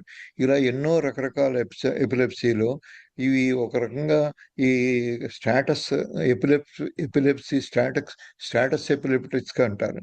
వాటి టానిక్ క్రానిక్ సీజర్స్ ఇవన్నీ కూడా రకరకాల ఎక్స్ప్రెషన్స్. ఇదే కానీ ఒకటే జబ్బు ఏంటంటే ఎపిలెప్సీ మూర్ఛ రోగం అని మనం అందరికీ అనుకుంటాం. వీటికి ఈ డైట్కి మనకు చాలా సంబంధం ఉంది. ఈ ఎపిలెప్టిక్ సీజర్స్ వచ్చినప్పుడు మొత్తం బాడీ అంతా కూడా వణుకు వస్తూ ఉంటుంది. ఇది సర్వసాధారణంగా చాలా మంది చూస్తూ ఉంటారు. ఈ ఉన్నది ఫోకల్ సీజర్సా జనరలైజ్డ్ ఎపిలెప్సీయా అన్నది ఈఈజీ అనే ఒక పరికరం ఉంటుంది. దీని ప్రకారం మనం ఈఈజీ గ్రాఫ్ తీసుకున్నట్టయితే వీటిలో మనం గుర్తించే అవకాశం ఉంటుంది. దీంట్లో వచ్చే డిస్టర్బెన్స్, ఎలక్ట్రికల్ యాక్టివిటీ, ఈసీజీ హార్ట్కి అలానో ఈఈజీ కూడా బ్రెయిన్కి అలా ఉపయోగపడుతుంది. మన దాంట్లో ఉన్న ఎలక్ట్రికల్ యాక్టివిటీ తెలియడానికి. దీంట్లో వచ్చే డిస్టర్బెన్స్ని బట్టి మనం ఎపిలెప్సీ ఎటువంటి ఎపిలెప్సీ అని మనం గుర్తించగలుగుతాం. చాలాసార్లు మనకి పూర్వకాలం నుంచి మనం చూస్తున్నారు, ఇటువంటి మూర్ఛ రోగం వచ్చినప్పుడు చాలా మందికి మనకున్న నమ్మకం ఏంటంటే ఏదో చేతిలో తాళాలు పెట్టడం, ఏదో ఎనపోస్ ఇవ్వడం, నీళ్లు పోయడం, ఈ విధంగా వీడు అన్కాన్షియస్ స్టేజ్లో ఉన్నప్పుడు ఇటువంటి చిట్కాలు చేసి చాలా కాలం మన దేశంలో మనం నమ్మింది ఏంటంటే ఇటువంటి వైద్యాన్ని మీద ఎక్కువ ఆధారపడ్డాం. కానీ దీనికి ఏదో ఏవనో భూతమనో కూడా మనం చాలాసార్లు నమ్మి మనం వీటన్నిటిని కూడా ఎంతోమంది ప్రాణాలని పూర్తిగా నార్మల్గా చేసుకునే అవకాశం ఉన్నప్పుడు కూడా ఇప్పుడు కూడా ఎంతోమంది ఇది కొద్ది ఈ నమ్మకంతో ఇప్పుడు కూడా ఇంకా చేతుల్లో ఈ చైన్స్ పెట్టి ఈ విధమైన ఇంకా ఆచరిస్తూ మనం మోడర్న్ పద్ధతుల్లో ఈ మూర్ఛ వ్యాధిని మనం పూర్తిగా ట్యాకిల్ చేయట్లేదు. అలాగే వీటిలో ఏంటంటే సిమ్టమ్స్ అన్నీ వస్తాయి. ముఖ్యంగా ఈ స్పృహ కూడా కోల్పోతారు. అలాగే నాలుక కరుచుకుంటారు. అలాగే ఆ వచ్చిన వంపుల వల్ల నాలుక కరుచుకోవడం, స్పృహ అంతా ఈ ఒంటికి దెబ్బలు తగలడం, ఇలాగ యాంగ్జైటీ, డిప్రెషను. రికవర్ అయిన తర్వాత కూడా కొంత సెల్ఫ్ లిమిటింగ్గా ఉంటాయి ఇవి. ఎక్కువ మందికి కొన్ని నిమిషాలు వచ్చి, కొద్ది మందికి కొన్ని అరగంట, గంట ఉండి తర్వాత మళ్ళీ మామూలుగా రికవర్ అయ్యే అవకాశం ఉంటుంది. ఇదే డ్రైవింగ్ చేస్తున్నప్పుడు వస్తే యాక్సిడెంట్లు జరగడం, అలాగే వాళ్ళు చాలా ఇంపార్టెంట్ పనులు ఏవో చేస్తున్నప్పుడు, కుకింగ్ అవి చేస్తున్నప్పుడు అప్పుడు వంపులు వస్తే ఫైర్ యాక్సిడెంట్స్ రావడము, ఇలా దైనిక జీవితంలో వాళ్ళు చేస్తున్న పని బట్టి, ఆ ఉన్న ఎన్విరాన్మెంట్ని బట్టి ఎన్నో ప్రమాదాలకు కూడా గురయ్యే అవకాశం ఉంటుంది. ఇది చాలా ప్రమాదకరమైన జబ్బు. దీని కంట్రోల్లో లేనప్పుడు వాళ్ళకి మానసిక స్థితి కూడా చాలా ప్రమాదంగా ఉంటుంది. ఇలాగే వాళ్ళందరికీ టెంపరరీగా కన్ఫ్యూజన్ ఉండడం, అలాగే యాంగ్జైటీ ఎక్కువ అవ్వడము. ఇది ముఖ్యంగా పోస్ట్ ఎపిలెప్టిక్. ఒకసారి సీజర్స్ వచ్చిన తర్వాత చాలాసేపు వాళ్ళు ఈ స్థితిలో గడుపుతారు. మళ్ళీ మజిల్ స్టిఫ్నెస్, వీక్నెస్, అలాగే టంగ్ బైట్ ఇది వెరీ కామన్. దీంట్లో ఏంటంటే ఆ విధంగా కొంతవరకు ఈ తాళాలు లాంటివి పెట్టి ఈ కొంతవరకు ఉపయోగపడే అవకాశం ఉంది. ఈ నోట్లో ఏదైనా ఫారిన్ ఆబ్జెక్ట్ పెడితే ఈ పళ్ళక మధ్యలో ఈ టంగ్ దాంట్లో వచ్చి ఇంజూరీ కాకుండా ఉపయోగపడుతుంది. అక్కడ దాకా ఈ తాళాలు పెట్టినా, ఏదైనా నోట్లో ఏదైనా గుడ్డ పెట్టినా వాళ్ళందరికీ ఉపయోగపడుతుంది. ఎందుకంటే ఈ ఇంజురీస్ని ప్రివెంట్ చేస్తుంది కాబట్టి. కానీ అదేదో ఎపిలెప్సీని తగ్గిస్తుందని కాదు, ఇటువంటి కాన్సిక్వెన్సెస్ లేకుండా ముఖ్యంగా టంగ్ బైట్ అనేది జరుగుతున్నప్పుడు ఈ పళ్ళ మధ్య ఏదైనా పెట్టినప్పుడు మనకి దాన్ని ఇంజురీ డైరెక్ట్గా ఈ నాలుక జరగకుండా మనం కాపాడుకోవచ్చు. అట్లాగే బౌల్ కంట్రోల్ కూడా ఉండదు. వెంటనే వాళ్ళకి యూరిన్ పాస్ చేసేయడం, లేకపోతే మోషన్ అయిపోవడం, ఇటువంటివన్నీ కూడా జరుగుతూ ఉంటాయి ఈ బోట్స్ వచ్చినప్పుడు. అలాగే స్టేరింగ్ లుక్ ఉంటుంది వాళ్ళకి, అసలు ఆ చూపు అంతా కూడా వాళ్ళకి మామూలుగా స్టేరింగ్ పైకి కళ్ళు తాలేయడం, ఇవన్నీ ఇలా చెప్తూ ఉంటాం. ఇవన్నీ కూడా ఈ జబ్బు లక్షణాలు. ఇవన్నీ చూసినప్పుడు కొంతమంది చాలా భయంకరంగా కూడా ఉంటాయి ఇవన్నీ. ఆ చాలా మంది వీటి కోసం ఏంటంటే, మనం ఎన్నో సార్లు ఏళ్ల నుంచి మనకు తెలిసింది, పిల్లల్లో ఎక్కువ మంది చూస్తాము. ఈ ముఖ్యంగా ఫెబ్రవరి కన్వర్షన్స్ అంటారు. అంటే ఫీవర్ అది టెంపరేచర్ పెరిగినప్పుడు ఏ కారణం చేతైనా ఇటువంటి వస్తాయి. దీనికి చాలా మంది ఏంటంటే నాటు వైద్యంలో ఇటువంటి బ్రాండింగ్ వీటిల్లో కాల్చి వాతలు పెట్టడం, ఇది చాలా సర్వసాధారణంగా ఇప్పుడు కూడా ఇంకా కొంతమంది చేస్తున్నారు. ఇలాగ ఎంతో మంది పిల్లల్ని చూస్తారు, బొడ్డు చుట్టూ వాతలు పెట్టడం, అలాగే మొహం మీద మచ్చలు పెట్టడం, ఇలా ఎన్నో ఎన్నో జాతులు ఒక్క మన ఇండియాలోనే కాదు, ఈవెన్ ఆఫ్రికన్ తెగల్లో కూడా ఇటువంటి ఈ జబ్బులకి మూల కారణం ఇదే అనుకుని ఇలాగా చో కడ్డీలు వాచి ఏ, వెంటనే దాన్ని వేడి చేసి ఇలా ఏవో మా ఆల్మోస్ట్ ఎర్రగా కాగుతున్నటువంటి ఈ కడ్డీల్ని ఈ పొట్ట మీద కాల్చడం, మొహం మీద కాల్చడం, మిగతా భాగాల్లో కాల్చడం, ఇవన్నీ సర్వసాధారణంగా చాలా మంది చూస్తూ ఉంటారు. దీనివల్ల ఎపిలెప్సీలు అనేవి తగ్గవు. ఇప్పుడు కూడా ఓల్డర్ జనరేషన్ 50 ఏళ్ళు 60 ఏళ్ళు దాటిన వాళ్ళని చూస్తే వాళ్ళందరికీ చిన్నప్పుడు కన్వల్షన్స్ వచ్చాయి అని చెప్పడానికి తార్కాణం ఏంటంటే ఇటువంటి వాతలన్నీ పెట్టుంటారు. అవన్నీ చాలా మందికి మానిపోతాయి ఇప్పుడు. దీనివల్లే చాలా మందికి ఎపిలెప్సీ తగ్గుతుందని, మూర్ఛవ్యాధి తగ్గుతుందని ఇప్పుడు కూడా ఇంకా చాలా మంది నమ్ముతున్నారు. దీనివల్ల మనకి స్కార్స్, అందవికారం జరుగుతుంది కానీ ఈ ఎపిలెప్సీ తగ్గే అవకాశం లేదు. సో ఈ విధంగా కీటోజెనిక్ డైట్ చేస్తే ఈ ఎపిలెప్సీని మనం ఎంతో విధంగా మనం మార్చుకోవచ్చని కనపడే ఈ రివ్యూస్ ఇవన్నీ కూడా ఈ మధ్య కాలంలో పబ్లిష్ అవుతున్నాయి. ఇవన్నీ వాడుకుని మనం ఈ విధమైన సిమ్టమ్స్ అన్ని ముందుగా గుర్తించి వీటన్నిటికీ కూడా ఈ గాబాకి, అలాగే ఈ ఉన్నటువంటి సెరటానిన్కి, ఈ న్యూరో ఎగ్జైటేటరీ, పర్టికులర్లీ ఈ ఉన్న ఎలక్ట్రికల్ యాక్టివిటీ మారడం, ఇవన్నీ కూడా ఈజీ ద్వారా మనం గుర్తించడం, వీటన్నీ కూడా తగ్గించడానికి ఈ ఉన్నటువంటి abnormal electrical impulses during seizure, ఇవి ఎక్కడెక్కడైతే చిన్న ఫోకస్, ఒకసారి హెడ్ ఇంజరీ అయ్యి చిన్న స్కార్ టిష్యూ ఫామ్ అవుతే అది అబ్నార్మల్గా బిహేవ్ చేస్తుంది. అందుకోసం ఇటువంటి వాళ్ళలోనే ఈ మూర్ఛ వ్యాధులు ఇవన్నీ కూడా వస్తూ ఉంటాయి. అటువంటి వాటి అన్నీ మనం ఈ మధ్యకాలంలో కొంత సర్జరీ కూడా చేసి ఇటువంటివి ఏదైతే ఫోకస్ ఐడెంటిఫై చేసామో వాటిని ఎలిమినేట్ చేస్తే కూడా కొంతవరకు ఈ ఎపిలెప్సీని తగ్గించుకునే అవకాశం ఉందని ఎన్నో రకరకాలు. అట్లాగే డ్రగ్ రెసిస్టెన్స్ ఎపిలెప్సీ, డ్రగ్స్ వాడుతున్న ఎన్నో, పర్టికులర్ గార్డినర్ అని, డైలాంటిన్ అని, ఇటువంటివి ఎన్నో ఈ మధ్యకాలంలో చాలా గొప్ప గొప్ప మందులు వస్తున్నాయి. వీటిలో డ్రగ్ రెసిస్టెంట్ ఎపిలెప్సీ వాటికి కీటోజెనిక్ డైట్ వాడడం వల్ల వీళ్ళందరికీ కూడా ఇండియాలో ఒరిస్సాలో చేసిన స్టడీ, దీనివల్ల ఎంతో ఉపయోగాలు ఉన్నాయి. వాళ్ళకి వాడే మందుల డోస్ తగ్గుతున్నాయి, వాళ్ళకి వచ్చేటువంటి మూర్ఛవ్యాధి ఫ్రీక్వెన్సీ తగ్గుతోంది. ఎప్పుడో 6 నెలలకు 3 నెలలకు ఒకసారి వచ్చేది ఏ ఏడాదికి కూడా రాకుండా కూడా వీళ్ళు దీని గురించి ఆపుకోగలరు అని చెప్పేటువంటి స్టడీస్ ఇవి. సో అట్లాగే ఈ కీటోజెనిక్ డైట్ ఎంత ఎక్కువ ఉంటే ఈ ఎపిలెప్టిక్ సీజర్స్ తగ్గుతాయి అని చెప్పడానికి నిరూపించే ఎన్నో నాలెడ్జి, వీటన్నిటికీ కూడా సైంటిఫిక్ స్టడీస్తో ప్రూవ్ అయినవి.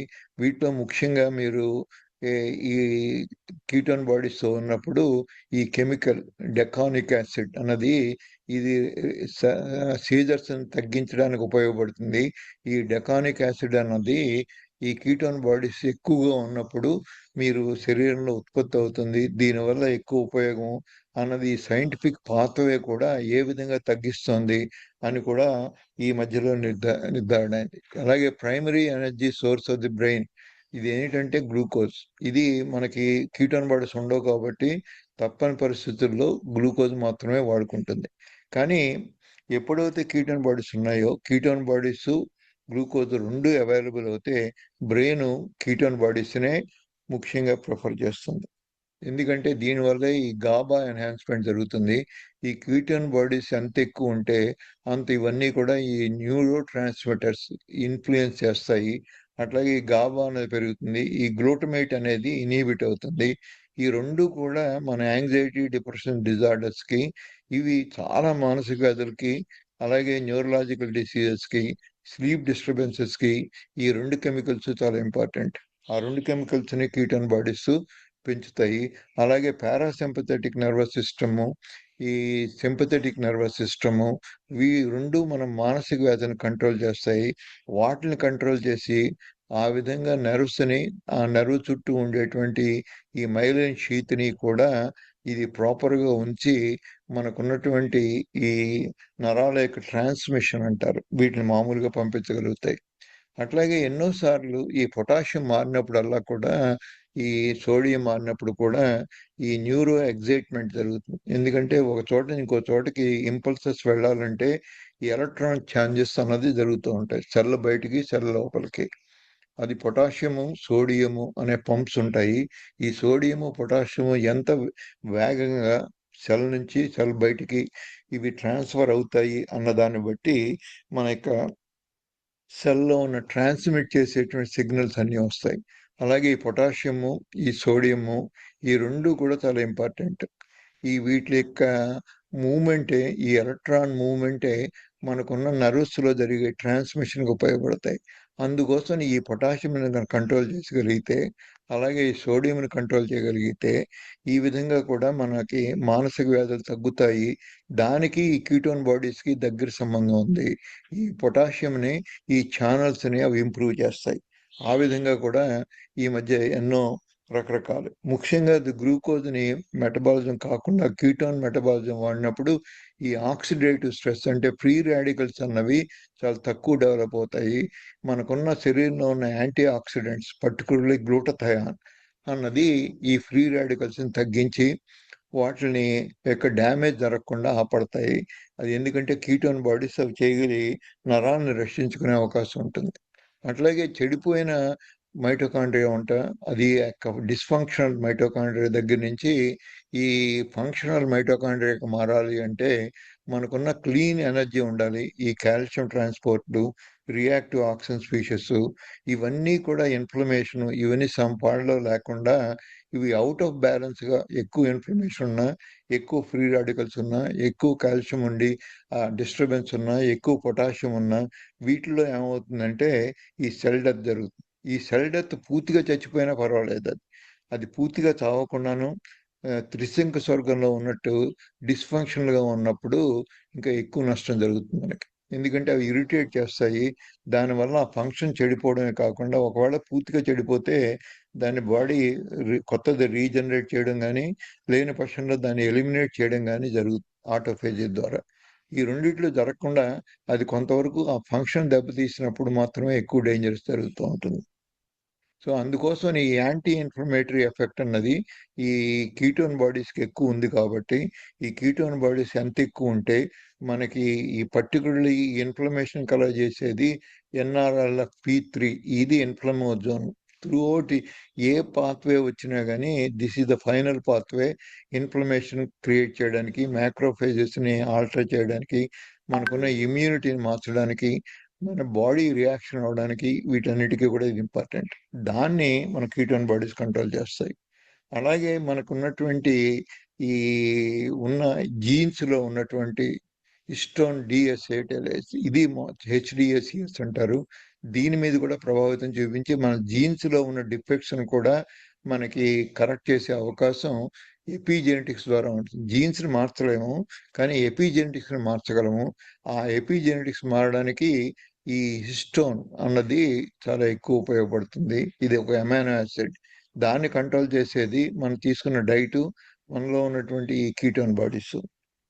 సో ఈ విధంగా మనం తీసుకున్న కీటో డైట్ తీసుకున్నప్పుడు మనకి ఈ హైడ్రాక్సీ బ్యూటరేట్ ఎక్కువ పాలైనప్పుడు ఈ హిస్టోన్ డిఎన్ఏ మెథైలేషన్ ఈ ఉన్నటువంటి జీన్స్‌లో జరిగేటువంటి ఈ హిస్టోన్ మార్చినప్పుడు ఈ ఇవన్నీ కూడా ఇనీషియల్ స్టేట్‌లో ఏవున్నా గానీ, ఈ ప్రోటీన్ ఎసైటైలేషన్ దీనివల్ల మార్చడం వల్ల ఈ నెర్వ్ షీత్ చుట్టూ ఉండేటువంటి పొరలని దాంట్లో ఉన్న ప్రోటీన్స్‌ని మార్చి అవి హెల్తీ సెల్స్‌గా మార్చి వాటన్నిటిని కూడా అంత పూర్వం జరుగుతున్న డ్యామేజ్‌ని తగ్గించడానికి ఉపయోగపడుతుందని చెప్పడానికి ఈ పాత్వేలన్నీ కూడా డిస్క్రైబ్ చేశారు.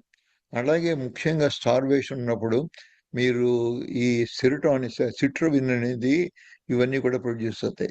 వీటిలో ఏంటంటే ఇవి కీటోన్ బాడీస్‌గా కూడా కన్వర్ట్ అవుతాయి. దాంతో పాటు ఈ ఎన్ఏడి అనేది మైటోకాండ్రియాలో ఉన్నది ఇది కూడా ఒక మెటబాలిక్ ప్రోడక్ట్. ఈ సిట్రవిన్ అనేది ఎంత ఎక్కువ ఉంటే మీ జీన్స్ని అంత ఇదిగా కంట్రోల్ చేస్తుంది. ఇది ఈ విధంగా ఇది ఈ మాలిక్యూల్ యొక్క ప్రాముఖ్యతని డేవిడ్ సింక్లేర్ అన్న ఆయన చాలా ఎక్కువ రీసెర్చ్ చేసి ఇది చేసేటువంటి యాంటీ ఏజింగ్గా కూడా ఉపయోగపడుతుంది.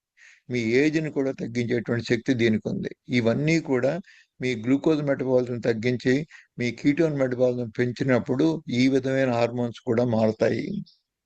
ఈ విధంగా డిఎన్ఏ కూడా రిపేర్ అయ్యి మీ లైఫ్ స్పాన్ కూడా పెరుగుతుంది అన్నది లైఫ్ స్పాన్ అన్న పుస్తకంలో ఈ డేవిడ్ సింక్లేర్ అన్న ఆయన చాలా విపులంగా చెప్పారు. అలాగే గట్ బ్యాక్టీరియా, ఈ గట్ బ్యాక్టీరియా అన్నది ఎంతో ఈ మధ్య కాలంలో ప్రాముఖ్యత పొందుతోంది. ఇది ముఖ్యంగా మానసిక వ్యాధుల మీద చాలా ప్రభావితం చూపిస్తుంది. ఇవన్నిటిని కూడా రీసెర్చ్ అన్నిటినీ కూడా మనకి పెంచి వీటిని సపోర్ట్ చేస్తున్నది చార్లీ ఫౌండేషన్. ఈయన ఒక హాలీవుడ్ ప్రొడ్యూసరు. ఈయన ఉన్న వాళ్ళ పిల్లాడికి ఈ డ్రగ్ రెసిస్టెంట్ ఎపిలెప్సీ వచ్చినప్పుడు దీనికి ఎపిలెప్సీని తగ్గించడానికి వేరే మార్గాలు ఉన్న వాటిల్లో ఈ ఇంత పూర్వకాలంలో వాడినటువంటి స్టార్వేషను ఈ కీటోన్ బాడీస్ వల్ల కూడా తగ్గుతాయని ఈయనంతటా ఈయన ఎన్నో చదివి తెలుసుకుని కొంతమంది సైంటిస్టులు ఈయన్ని ఇలా చేసి వాళ్ళ అబ్బాయికి ఈ ఎపిలెప్సీ మూర్ఛవ్యాధి నుంచి కొంతవరకు ఉపశమనం పొందించినప్పుడు ఈయన చాలా మల్టీ బిలియనీరు. ఈయన ఒక ఫౌండేషన్ స్థాపించి ఇటువంటి పిల్లల్లో మనకి ఈ ఎపిలెప్సీని తగ్గించడానికి చేసే రీసెర్చ్ కోసమని మిలియన్స్ ఆఫ్ డాలర్స్ ఖర్చు పెడుతున్నారు. ఈయన అమెరికాలో ఉంటారు. ఈయన ఖర్చు పెట్టిన డబ్బులతోటి ఎంతో మంది రీసెర్చ్ స్కాలర్లు ఈ ఫౌండేషన్ ద్వారా ఈ ఎపిలెప్సీ గురించి ఎంతో రీసెర్చ్ చేసి ఆల్మోస్ట్ 1985 సంవత్సరం నుంచి ఈ అణుగారిపోయినటువంటి ఈ స్టార్వేషను, కీటోజెనిస్ ఇవన్నీ కూడా ఏమీ తెలియకుండా ఉన్న తర్వాత ఈ చార్లీ ఫౌండేషన్ వచ్చిన తర్వాత పర్టికులర్లీ జాన్ హాప్కిన్స్ ఇటువంటి వాటిల్లో జరుగుతున్న రీసెర్చ్ పేపర్స్ ఈ 2017, 19 ఇప్పుడు కూడా ఇంకా జరుగుతున్నాయి. ఎంతో రీసెర్చ్ జరిగి వీటి గురించి పూర్తిగా మనకి ఎన్నో స్టడీస్ పబ్లిష్ అయ్యాయి. వీటిలో గనక మనం చదివితే ఈ ఎపిలెప్సీని ఏ విధంగా కంట్రోల్ చేసుకుంటున్నాము, దీనివల్ల ఏ డ్రగ్స్ వాడుకుంటున్నాము, ఏ విధంగా ఈ డైట్ మోడిఫికేషన్ చేయడం వల్ల వీటిలో కూడా ఒకప్పుడు చేస్తున్న కీటోజెనిక్ డైట్కి ఈరోజు చేస్తున్న కీటోజెనిక్ డైట్కి and monitoring particularly ketone bodies ఎంత ఎక్కువ ఉన్నాయి, ఎంత ఎక్కువ ఉంటే ఏ విధమైన పాళ్లలో ఉంటే ఎపిలెప్సీ తగ్గుతుంది, వీటి మీద చాలా గైడ్ లైన్స్ వచ్చాయి. వీటన్నిటిని కూడా తెలుసుకుని మనం వాడుకోవచ్చు. అలాగే ఆల్జిమేస్ డిసీజ్ ముసలితనంలో వచ్చేటువంటివి ఈ memory problems, difficulty in communication, వాళ్ళ పేర్లు వాళ్ళే మర్చిపోవడం, వాళ్ళ భార్యను కూడా గుర్తుపెట్టలేని పరిస్థితులు ఉండడం, ఇంటికి ఏ రిలేటివ్స్ వచ్చినా కానీ వాళ్ళని అలా పేర్లు గుర్తుండడం, వాళ్ళతో పాటు గడిపిన ఈవెంట్స్ కానీ వాళ్ళతో ఉన్న రిలేషన్షిప్ కానీ ఏమీ గుర్తుండకపోవడం, తర్వాత ఇంట్లో వాళ్ళకు వాడుకునే ఈ బట్టలు, ఈ వస్తువులు, రోజు వాడుకునే వస్తువులు ఎక్కడ పెట్టారు, ఏంటి అన్న తెలియకపోవడము, అలాగే నిద్ర ఎప్పుడు పోతున్నారు, ఎప్పుడు తింటున్నారు, ఏమి తింటున్నారు, మందులు ఎప్పుడు వేసుకోవాలి, ఇవేమీ కూడా గుర్తుండకుండా వీళ్ళ కంటిన్యూస్గా ఒకళ్ళ సహాయం లేకపోతే వాళ్ళ జీవనం మనుగడే కష్టం అవుతుంది అన్నద అతి దారుణమైన పరిస్థితుల్లోకి ఈ ఆల్జమేర్ డిసీజ్ పీపుల్ అందరూ సఫర్ అవుతారు. దీనికి కంటిన్యూస్గా ఏ ఫ్యామిలీ మెంబరు ఒకళ్ళిద్దరు ఉన్న ఫ్యామిలీ మెంబర్స్ సపోర్ట్ చేయలేరు. అందుకోసం ఇన్స్టిట్యూషనల్ సపోర్ట్ కావాలి. లేని పక్షంలో హోమ్లోనే మిగతా వాళ్ళందరూ దీంట్లో ట్రైన్ అయినటువంటి నర్సింగ్ స్టాఫ్ను, దీంట్లో ట్రైన్ అయినటువంటి ఫిజియోథెరపీ వాళ్ళను మనం ఇంటి దగ్గర పెట్టుకుంటే తప్ప వీళ్ళతోటి జీవనం సాగించడం చాలా కష్టము. వాళ్ళంతటా వాళ్ళు కూడా they cannot take care of it. ముఖ్యంగా వాళ్ళకు ఉన్నటువంటి రోజు చేసేటువంటి టాయిలెట్కి ఎప్పుడు వెళ్ళాలి, టాయిలెట్ ఎక్కడుంది, ఇవి కూడా మర్చిపోయే అవకాశం ఉంటుంది. ఇది చాలా సోషల్ విత్‌డ్రాయల్. ఎక్కడికి, ఏ ఫంక్షన్‌కి, ఏ రిలేటివ్స్‌ని మీట్ అవ్వడానికి కూడా వాళ్ళు ఇష్టపడరు. ఇటువంటి జీవితాన్ని ఎందుకు బతుకుతున్నామా అనే విరక్తి కలిగించేటువంటి జబ్బిది. దీంట్లో కూడా మనకు తెలుసుకుందేంటి ఎమరాల్డ్ ప్లాక్‌లు ఇవి అవి కాకుండా పర్టిక్యులర్‌లీ హిప్పోకాంపస్ ఈ ప్రాంతంలో జరిగేటువంటి ఈ ఎనర్జీ డెఫిసిటే దీనికి మూల కారణం అని గుర్తించి దీంట్లో కనుక ఎంత ష్రింకేజ్, ఎంత ఈ న్యూరాన్ సెల్స్ తగ్గిపోతే అంత ఈ మెమరీ బయటపడుతుంది అని చెప్పేటువంటి ఎంతో రీసెర్చ్. ఇవన్నీ కూడా మనం గుర్తించి ఏ భాగంలో ఏం జరుగుతుందో ఈ ఆల్జీమర్స్ డిసీజ్ బ్రెయిన్ నార్మల్గా ఈ విధంగా ఫుల్గా ఉండవలసిన చోట ఈ ఎంటీ స్పేసెస్ అన్ని ఏర్పడి ఇక్కడ ఉన్నటువంటి ఈ న్యూరాన్స్ అన్ని చచ్చిపోవడం, ఇది ముఖ్యంగా ఎనర్జీ లేకపోవడం, గ్లూకోజ్ని వాడుకోలేకపోవడం, కీటోన్ బాడీ సఫిషియెంట్గా లేకపోవడం అన్నదాన్ని గుర్తించిన తర్వాత, కీటోన్ బాడీ సప్లై చేసిన తర్వాత వీటిలో ఉన్నటువంటి మళ్ళీ రీజనరేషన్ కూడా కొన్ని ఎంఆర్ఐ స్టడీస్ ద్వారా తెలిసింది. అట్లాగే మీరు ఆల్జీమర్స్ డిసీజ్ ప్రోగ్రెషన్ చూసినట్టయితే నార్మల్గా ఉండవలసిన బ్రెయిన్ టిష్యూ ఇది. ఇలాగే మైల్డ్ డిసీజ్ ఉన్నప్పుడు కొంత డెఫిసిట్స్ ఇక్కడ చూసినట్టయితే వీటిలో తేడా తెలుస్తుంది. అట్లాగే సివియర్గా బాధపడుతున్న వాళ్ళలో ఇంత డిఫ్యూ అంతా అట్రఫీ అయిపోయి ఈ బ్రెయిన్ టిష్యూ అంతా కూడా లేకుండా పోతుంది. దీనికి మీరు కంపేర్ చూసి తెలుస్తుంది. అట్లాగే ఈ healthy brain size, shrunken brain size Alzheimer's disease వల్ల ఈ స్కల్ అలా ఉండడం వల్ల మనకు బయట తెలియదు. లోపల ఉన్నటువంటి బ్రెయిన్ అంతా స్ట్రింక్ అయిపోయి ఇలా ఉండవలసింది ఇలా తగ్గిపోతుంది. ఇంత బ్రెయిన్ క్రానిక్గా ఇవన్నీ ఎంఆర్ఐలు ఇవన్నీ చేసినప్పుడు ఏజ్ రిలేటెడ్ అట్రోఫిక్ చేంజెస్ అని చెప్తూ ఉంటారు. ఏజ్ రిలేటెడ్ అట్రోఫిక్ చేంజెస్ అన్నది మనం ఏదో సింపుల్ డిస్క్రిప్షన్ చెప్పి తప్పుకుంటున్నాము. కానీ ఏజ్ రిలేటెడ్ అన్నది కొంతవరకు నిజమైనా కానీ అది పూర్తి ఏజ్తో సంబంధం లేదు. ఈ ఎనర్జీ లేకపోవడం వల్ల మాత్రమే ఇవన్నీ కూడా బ్రెయిన్ ష్రింక్ అయిపోవడం, బ్రెయిన్ తగ్గిపోవడం. అందుకోసమని ఆల్టర్నేట్ ఎనర్జీ ఇచ్చినట్టయితే ఈ అవకాశం ఉండదు వీటికి. ఈ బ్రెయిన్ నార్మల్గా కూడా ఉండేది. చాలా మందికి 80-90 ఏళ్లలో చాలా మందికి ఏజ్ రిలేటెడ్ ఈ డిమెన్షియా రాకపోవడం కారణం వాళ్ళు చేస్తున్నటువంటి లైఫ్ స్టైల్ విధానం. అందుకోసమనే ప్యాథోఫిజియాలజీ ఆల్జీమర్ డిసీజ్లో అందరూ నమ్మేది ఎమలాయిడ్ ప్లాక్, ఈ టావు ట్యాంగిల్స్ ఇవన్నీ. కానీ వీటన్నిటికీ కూడా ఎంత రీసెర్చ్ చేసి వీటిని తగ్గించినా కానీ దీనికి కనపడవలసిన ఫలితాలు కనపడకుండా ఉన్నప్పుడు ఈ కీటో డైట్ మార్చినప్పుడు ఎక్కువ ఫలితాలు చూస్తున్నారు. అందుకోసం ఈ డైట్ ఇంపార్టెంట్. వీటిలో ఈవిడ మేరీ న్యూపోర్ట్ అనేది ఈవిడ ఒక న్యూరాలజిస్ట్, సైంటిస్ట్. ఈవిడ వాళ్ళ హస్బెండ్ ఒక కంప్యూటర్ సైంటిస్ట్. ఈయనకి ఆల్జీమర్స్ 40 ఏళ్ళకి వచ్చినప్పుడు ఈవిడ ఎంతో రీసెర్చ్ చేసి ఈ ముఖ్యంగా కోకోనట్ ఆయిల్లో ఉండేటువంటి మీడియం చైన్ ట్రైగ్లిసరైడ్స్ ఇవి వాడి వాళ్ళ ఆయనకి ఈ ఆల్జీమర్స్ డిసీజు సివియర్ డిసీజులు ఆయన బట్టలు కూడా కట్టుకోలేని పరిస్థితుల్లో మళ్ళీ ఆయనకి కంప్యూటర్ దగ్గర కూర్చోబెట్టి స్మాల్ ప్రోగ్రామ్స్ అన్నీ కూడా చేయించగల శక్తిని ఒక కోకోనట్ ఆయిల్ వాడి ఈవిడ మొత్తం అన్ని కూడా రెస్టోర్ చేయగలిగింది. అప్పటికి కీటోన్ బాడీస్ గురించి అంత అవగాహన లేదు. ఈవిడ కూడా రీసెర్చ్ చేసి ఎన్నో పేపర్స్ కలెక్ట్ చేసి ఒక Alzheimer's disease what if there was a cure అన్నదాన్ని ఈ పుస్తకం రాసి ఈవిడ అనుభవాలన్నీ కూడా జోడించి ఈ విధంగా రాసింది. ది ఎండ్ ఆఫ్ ఆల్జీమర్స్ అనేది డేల్ బ్రెడ్సెన్. ఈవిడ కూడా ఈ ఈ విధంగా మీరు ఏ విధంగా దీన్ని ఈ ప్రోగ్రామ్స్ని కీటోన్ బాడీస్ని వాడుకొని మీకున్న ఈ మతిమరుపు వ్యాధిని తగ్గించుకోగలరు అన్నదానికి చాలా లేమ్యాన్స్ స్టడీ. ఇవన్నీ న్యూరాలజిస్టు, న్యూరో సర్జన్స్ కోసమే కాకుండా ఇది మామూలు వాళ్ళకు కూడా, ఫిజిషియన్స్ వీళ్ళనే కాకుండా మెడికల్ నాలెడ్జ్ లేని వాళ్ళకు కూడా ఈ పుస్తకం ఉపయోగపడుతుంది. ఏం చేయాలి ఏంటి అనేది. అట్లాగే పార్కిన్సోనిజం, ఈ వణుకుడు వ్యాధి అన్నది చాలా మంది ఈ మధ్యకాలంలో చూస్తూ ఉంటారు. ఈ జబ్బుకి కూడా దీంట్లో ట్రెమర్స్ వస్తాయి. ఏ పని కూడా కాఫీ తాగుదాం అంటే కప్పు ముట్టుకుండానే ఉడికిపోతుంది, శరీరం మీద పడిపోతాయి. ఇలా కాన్సన్ట్రేట్ చేయలేరు, మాట్లాడలేరు. ఇలా ఏదైతే అలాగే ఎక్స్ప్రెషన్ అనేది కనపడదు, మాస్క్ ఫేస్ ఉంటుంది. ఇటువంటివన్నీ కూడా పోస్చర్ సరిగ్గా ఉండదు, నడవలేరు, చిన్న చిన్న అడుగులు వేస్తూ ఉంటారు. అలాగే షఫలింగ్ గైట్ అంటారు వీటిని.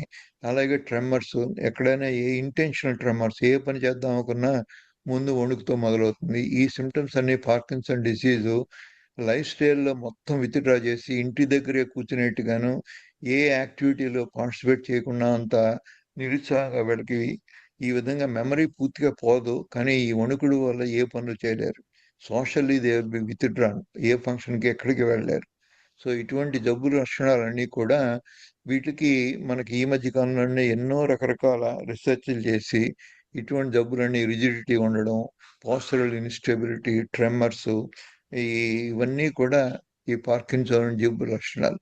వీటిల్లో మనం ఈ మధ్య కాలంలో ఎన్నో రకరకాల జీన్స్ మీద, ఎన్విరాన్మెంట్ మీద తెలుసుకుని వీటిలో ఉన్నటువంటి ఈ ట్రెమర్స్ తగ్గించడానికి ఈ డోపమైన్ అనేటువంటి స్టిమ్యులేట్ చేసే డ్రగ్స్ ఇవ్వడం వల్ల కొంతవరకు ఉపశమనం ఉంటుంది.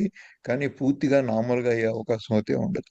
వీటన్నిటికీ కూడా న్యూరో ఇన్ఫ్లమేషను ఇవన్నీ కూడా మోస్ట్ ఇంపార్టెంట్ అని గుర్తించి ఈ కీటో డైట్ చేసిన వాళ్ళలో చాలా మందికి ఉపయోగపడుతుంది. అలాగే ఈ మధ్యకాలంలో ఈ డీప్ బ్రెయిన్ స్టిమ్యులేషన్ అన్నది ఈ మధ్యకాలం హైదరాబాద్లో కూడా అవైలబుల్ ఉందని కొన్ని కార్పొరేట్ హాస్పిటల్స్ వాళ్ళు చెప్తున్నారు.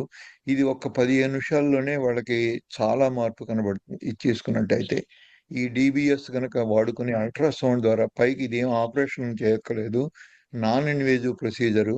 ఈ apparatus లాంటి దాని పైన పెట్టి ఎక్కడైతే ఈ ఇరిటబుల్ ఫోకస్ ఉందో ఆ ఇరిటబుల్ ఫోకస్లో అల్ట్రాసౌండ్ ద్వారా ఎనర్జీని పంపించి దాని యొక్క స్థితిగతులను మార్చి పార్కిన్సోనిజంని ఆల్మోస్ట్ 15 నిమిషాల్లోనే వీళ్ళు మళ్ళీ వాళ్ళ మామూలు నడక నడిపించే పరిస్థితిలో తీసుకొస్తున్నారు. కానీ అందరికీ వీలు పడదు, ఒకే విధంగా ఒకే రెస్పాన్స్ రాదు. కొద్దిమందికి డెఫినెట్గా ఇది ఉపయోగపడుతుంది. దీన్ని కూడా వాడుకుని పార్కిన్సోన్ యొక్క ఉన్నటువంటి లక్షణాలను తగ్గించుకునే అవకాశం ఎంతైనా ఉంది. ఈ ఫెసిలిటీ ఈ మధ్యకాలంలో ఇప్పుడు హైదరాబాద్లో కూడా వచ్చిందని చాలా మంది హాస్పిటల్స్ క్లెయిమ్ చేస్తున్నారు. అటువంటి చోట్లకి వెళ్ళి ఈ పార్కిన్సన్ ఉన్న వాళ్ళు తగ్గించుకోవచ్చు. అట్లాగే న్యూ ఇంగ్లాండ్ జర్నల్ ఆఫ్ మెడిసిన్లో పబ్లిష్ అయిన ఆర్టికల్స్లో ఏ విధంగా ఈ టెక్నాలజీ ఉపయోగపడుతుంది, ఎంతమందికి ఏ విధంగా ఉపయోగపడింది అనేటువంటి విపులంగా వీటన్నిటిని కూడా పబ్లిష్ చేసి దీని యొక్క స్థితిని పెంచుకుని పార్కిన్సన్ డిసీజ్ని తగ్గించుకోవచ్చు. ఇది అందుబాటులో లేనప్పుడు కూడా మనకి ఎన్నో రకరకాలుగా కీటోజెనిక్ డైట్ చేయడం వల్ల కూడా మీకు ఇదే ఉపయోగాలు ఉంటాయి అని పబ్లిష్ అయిన ఎంతో లిటరేచర్ ఉంది. దానివల్ల ఈ పార్కిన్సన్ కూడా అదుపులో ఉంచుకునే అవకాశం ఉంది. అలాగే ఇంకో రకమైన బ్రెయిన్ క్యాన్సరు, ఇది చాలా లేటుగా కానీ గుర్తించలేము. ఈ బ్రెయిన్ క్యాన్సర్ వచ్చినప్పుడు వీటిలో కూడా ketogenic metabolic therapy of the గ్లయోమా, ఇది చాలా లిటరేచర్ పబ్లిష్ అవుతుంది. ఇది రీసెంట్గా పబ్లిష్ అయిన 2022లో ఒక పేపర్ ఇది. దీంట్లో వీళ్ళు ఏం చేశారంటే ఈ పేపర్ కంక్లూజన్ ఏంటంటే దీంట్లో 16 పేషెంట్స్ స్టడీ చేశారు. ఈ 16 పేషెంట్స్లో కంప్లీట్ రెస్పాన్స్ ఇండికేటింగ్ 8 పేషెంట్స్కి కంప్లీట్ రెస్పాన్స్ రావడము, ముఖ్యంగా రెండోసారి ఆపరేషన్ చేయడం. ఒకసారి ఆపరేషన్ చేసి రికరెంట్ మళ్ళీ గ్రోత్ వచ్చినప్పుడు అటువంటి పేషెంట్స్లో ఈ రెస్పాన్స్ చూసినప్పుడు దీంట్లో 8 మంది పేషెంట్ అవుట్ ఆఫ్ 16, 8 మందికి పూర్తిగా అది తగ్గిపోవడము, అలాగే పార్షియల్ రెస్పాన్స్ మిగతా 8 పేషెంట్స్లో ఉండడము చాలా ఇంపార్టెంట్ స్టడీ ఇది. ఇది ఏదో ఒక కేసు 2 కేసులు కాకుండా 16 కేసుల్లో ఈ విధంగా నిరూపించబడింది. దీంట్లో వచ్చినటువంటి సర్వైవల్ అడ్వాంటేజ్ దీన్ని పబ్లిష్ చేశారు వీళ్ళు. దీంట్లో ఎంఆర్ఐతో సహా వీళ్ళు ఏ విధంగా ఇంప్రూవ్మెంట్ ఉంది అని చూపించేటువంటి ఒక పేషెంట్ ఎంఆర్ఐ ఇది. దీంట్లో the patient experienced complete resolution of the tumour enhancement. ఏ విధంగా ట్యూమర్ ఉంది, ఈ విధమైన ట్యూమరు మీకు కంప్లీట్గా తగ్గి వీటిలోకి ఎంతవరకు 3 ఏళ్లలో, అసలు 3 ఏళ్ళు బతకడమే కష్టము, అటువంటి వాళ్ళలో ఈ ట్యూమర్ తగ్గడం అనేది ఒక విశేషం. అట్లాగే ఉన్నటువంటి దీని సిగ్నిఫికెన్స్ ఇంప్రూవ్మెంట్ ఈ lesion enhance secondary surgical resection. ఇది రెండోసారి ఈ సర్జరీకి అవసరం వచ్చినప్పుడు ఈ పేషెంట్ రిఫ్యూజ్ చేసినప్పుడు ఇంత లీజన్ ఇదంతా కూడా ఒక 1.5 వాడినప్పుడు ఈ 2 సెక్షన్లో చూడొచ్చు.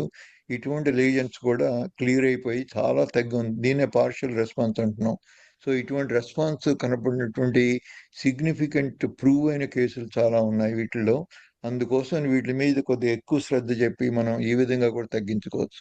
అట్లాగే ఇంకొక ముఖ్యమైన జబ్బు ఎంఐయోట్రోఫిక్ లాటరల్ స్క్లెరోసిస్. ఇవన్నీ కూడా ఇంత డీటెయిల్స్ అవసరం లేదు, కానీ దీనికి ఉన్న సిగ్నిఫికెన్స్ చాలా మంది సఫర్ అవుతున్న వాళ్ళు తెలుస్తుంది. చాలా ఫేమస్ వ్యక్తి అయిన స్టీఫెన్ హాకిన్స్ అనేది వెరీ సైంటిఫిక్ అడ్వాన్స్ ఫిజిక్స్లో మ్యాథమెటిక్స్లో చాలా ఎక్స్ట్రాడినరీ జీనియస్గా గుర్తించిన ఆయన మొన్నే ఈ మధ్య చనిపోయారు. ఈయన 76 ఏళ్ళు బతికారు, కానీ దాంట్లో 55 ఏళ్ళు ఈ డిసీజ్తో సఫర్ అయ్యారు. Amyotrophic lateral sclerosis. ఏ మూమెంట్స్ ఉండవు. ఈయన body eye movements, lip movements తోటి కొంత కొత్త రకంగా డివైస్ చేసుకున్న, ఆయనకే కస్టమైజ్ డివైస్ చేసిన కంప్యూటర్ సాయంతో ఈయన వర్క్ చేసేవారు. ఎందుకంటే బాడీలో ఏ మూమెంట్స్ ఉండవు. ఈయనకి పూర్తిగా మెడికల్ ఇంట్లో ఎయిడ్ ఉంటే తప్ప ఈ విధంగా 3 భార్యలను డైవర్స్ చేయవలసి వచ్చింది ఆయన. ఎందుకంటే ఎవరు కూడా ఈయనతో భరించలేకపోయారు. సో ఈ విధంగా ఇటువంటి జీవితం గడిపి దుర్భర జీవితం, కానీ సక్సెస్ఫుల్ లైఫ్ అని ఎందుకు చెప్పాలంటే ఈయనకున్న ఎబిలిటీస్, ఈ greatest physician, physics expert, mathematics expert, ఈయన చేసిన ప్రాఫెసీస్, బ్లాక్ హోల్ థియరీస్, ఇవన్నీ కూడా ప్రపంచం ఈయన చేసిన రీసెర్చ్ని ఎంతో ఆదరిస్తారు. ఈయన జరిగిన ఈ క్రిప్లింగ్ డిసీజ్ ఏఎల్ఎస్, దీనికి కూడా మీరు కీటోన్ బాడీస్ వాడితే మీకు ఉపశమనం జరుగుతుంది అని నిరూపించారు. దీంట్లో అలాగే మల్టిపుల్ స్క్లెరోసిస్ అని ఇంకో జబ్బు ఉంది. దీనివల్ల కూడా వాళ్ళెవరూ కూడా ఈ ఎంతో డిజబిలిటీ ఉంటుంది. ముఖ్యంగా ఈవిడ టెర్రీ వాల్స్ అనే ఈవిడే న్యూరాలజిస్టు. ఈ జబ్బు వల్ల సఫర్ అయ్యి ఏమీ కదలలేక వీల్ చైర్కి పరిమితమైన ఈ ఫిజిషియన్ అలాగే వచ్చి హాస్పిటల్ అటెండ్ అయ్యేది. అటువంటి ఆవిడ ఈ డైట్ చేసి ఈ విధంగా మళ్ళీ ఆవిడకున్న స్పోర్ట్స్ యాక్టివిటీస్కి రికవర్ అయ్యి మళ్ళీ జస్ట్ ఒక 1.5 yearsలో ఈవిడ మళ్ళీ ఈ యాక్టివిటీస్ అన్నీ కూడా నియర్ నార్మలే కాకుండా మిగతా ఆవిడకున్న రెస్టోర్ చేసుకుంది. పూర్వపు యాక్టివిటీస్ ఏ ఉన్నాయో అవన్నీ కూడా ఈ జబ్బుని ఉపశమనం తెచ్చుకుని మందులతో పాటు ఈ డైట్ చేసి ఈ విధమైన ఫిజికల్ ఎబిలిటీని మళ్ళీ రీగెయిన్ చేయగలిగింది. ఆ అనుభవాలన్నీ కూడా ది వాల్స్ ప్రోటోకాల్ అని చెప్పి ఒక పుస్తకం రాసింది. ఇది ఎంతో మందికి మల్టిపుల్ స్క్లెరోసిస్ తో సఫర్ అవుతున్న ఎంతో మంది పేషెంట్లకి ఇది ఉపయోగం. దీని ద్వారా కొంతవరకు ఉపయోగించుకుని దీని మించి కూడా ఇప్పుడు ఇది ఇంకా మోడిఫై అయ్యింది. ఇది 200 ఆ టైంలో ఆవిడ 17 సంవత్సరంలోనే కాకుండా 225 నాటికి ఇంకా ఈ ప్రోటోకాల్స్ని మార్చారు. వీటి ద్వారా ఇంకా త్వరితగతిని ఈ ఎంఎస్ అంటే మల్టిపుల్ స్క్లెరోసిస్ వ్యాధిలో కూడా మీరు పొందొచ్చు.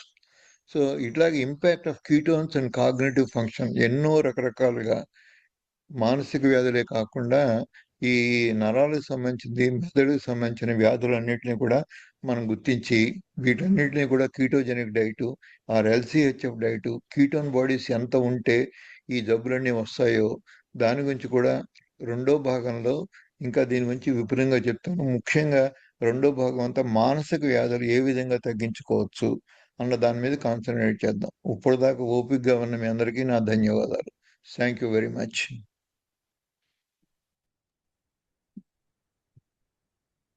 ధన్యవాదాలు డాక్టర్ గారికి. సుమారుగా 1:15 పాటు అనర్గళంగా మనకి మానసిక సమస్యలు, దాని వెనకాల ఉన్నటువంటి ఆహార రహస్యాల గురించి సశాస్త్రీయంగా మనందరికీ విశదీకరించినటువంటి డాక్టర్ గారు, నిజంగా మాకైతే చెప్పడానికి మీకు ఎంత శక్తి ఉందో వినటమే మాకు చాలా అద్భుతం, ఆశ్చర్యంతో పాటు చాలా ఆ, పెద్ద టాపిక్. ఎందుకంటే ఎక్కువ సైంటిఫిక్ టెర్మినాలజీ ఉండటం కూడా దీంట్లో ఒక రకమైనటువంటి అడ్వాంటేజ్. అదే మాకు కొంత అర్థం కావడానికి కూడా. సో కాబట్టి మిత్రులందరూ కూడా అవగాహన చేసుకొని ఉంటారని అనుకుంటున్నాము. ఎవరికైనా ఈ టాపిక్ మీద ప్రశ్నలు కనుక ఉంటే మనం డాక్టర్ గారిని మీరు అన్మ్యూట్ చేసుకునే ఆప్షన్ ఇచ్చినట్టున్నాం. మనం ఇచ్చాం కదండి? సార్ ఇచ్చాము. అన్మ్యూట్ ఇస్తున్నాను సార్. ఇస్తున్నాము. ఎవరికన్నా ఏదైనా డౌట్లు ఉంటే అడగచ్చు. చాట్ బాక్స్ లోనే పెట్టచ్చు. చాట్ బాక్స్లోనే పెట్టండి, లేకపోతే మాట్లాడదానుకుంటే సార్ ఒక్క నిమిషం సార్. సార్ ఇప్పుడు అన్మ్యూట్ అయ్యారా సార్? చూడండి సార్. అయిందండి. ఒకసారి మీరు సోమరాజు గారిని ఇన్వైట్ చేయండి. ఉంటే ఒకసారి కామెంట్, ఓవరాల్ కామెంట్, మిగతా వాళ్ళందరి డౌట్స్ని ఏ విధంగా అర్థం చేసుకోగలరు. ఈయన కార్డియాలజిస్ట్ అనుకోవద్దు, ఆయనకున్న నాలెడ్జ్ న్యూరాలజీ, సైకాట్రీలో చాలా ఎక్కువ ఉంది. డెఫినెట్లీ ఆయన కామెంట్స్ మనకు ఉపయోగపడుతుంది. ఈ లోపుగా డాక్టర్ సోమరాజు గారు తమ విశ్లేషణ తెలియజేస్తే బాగుంటుంది సార్. నమస్కారం అండి. Good evening to everybody. Thank you doctor Satyanarayana for a very comprehensive coverage of the dietary advice, dietary modifications, how they can help in neurological disease. And I only want to just mention the most established component of neurological disease of ketogenic diet is epilepsy, particularly in children. But only thing I wanted to say as a cardiologist, as a physician, is that before you make a diagnosis of epilepsy in any child, always rule out a cardiac disorder, a cardiac arrhythmia, particularly long QT syndromes, etc. It is often mistaken as an epilepsy, and that should be kept in mind. Thank you.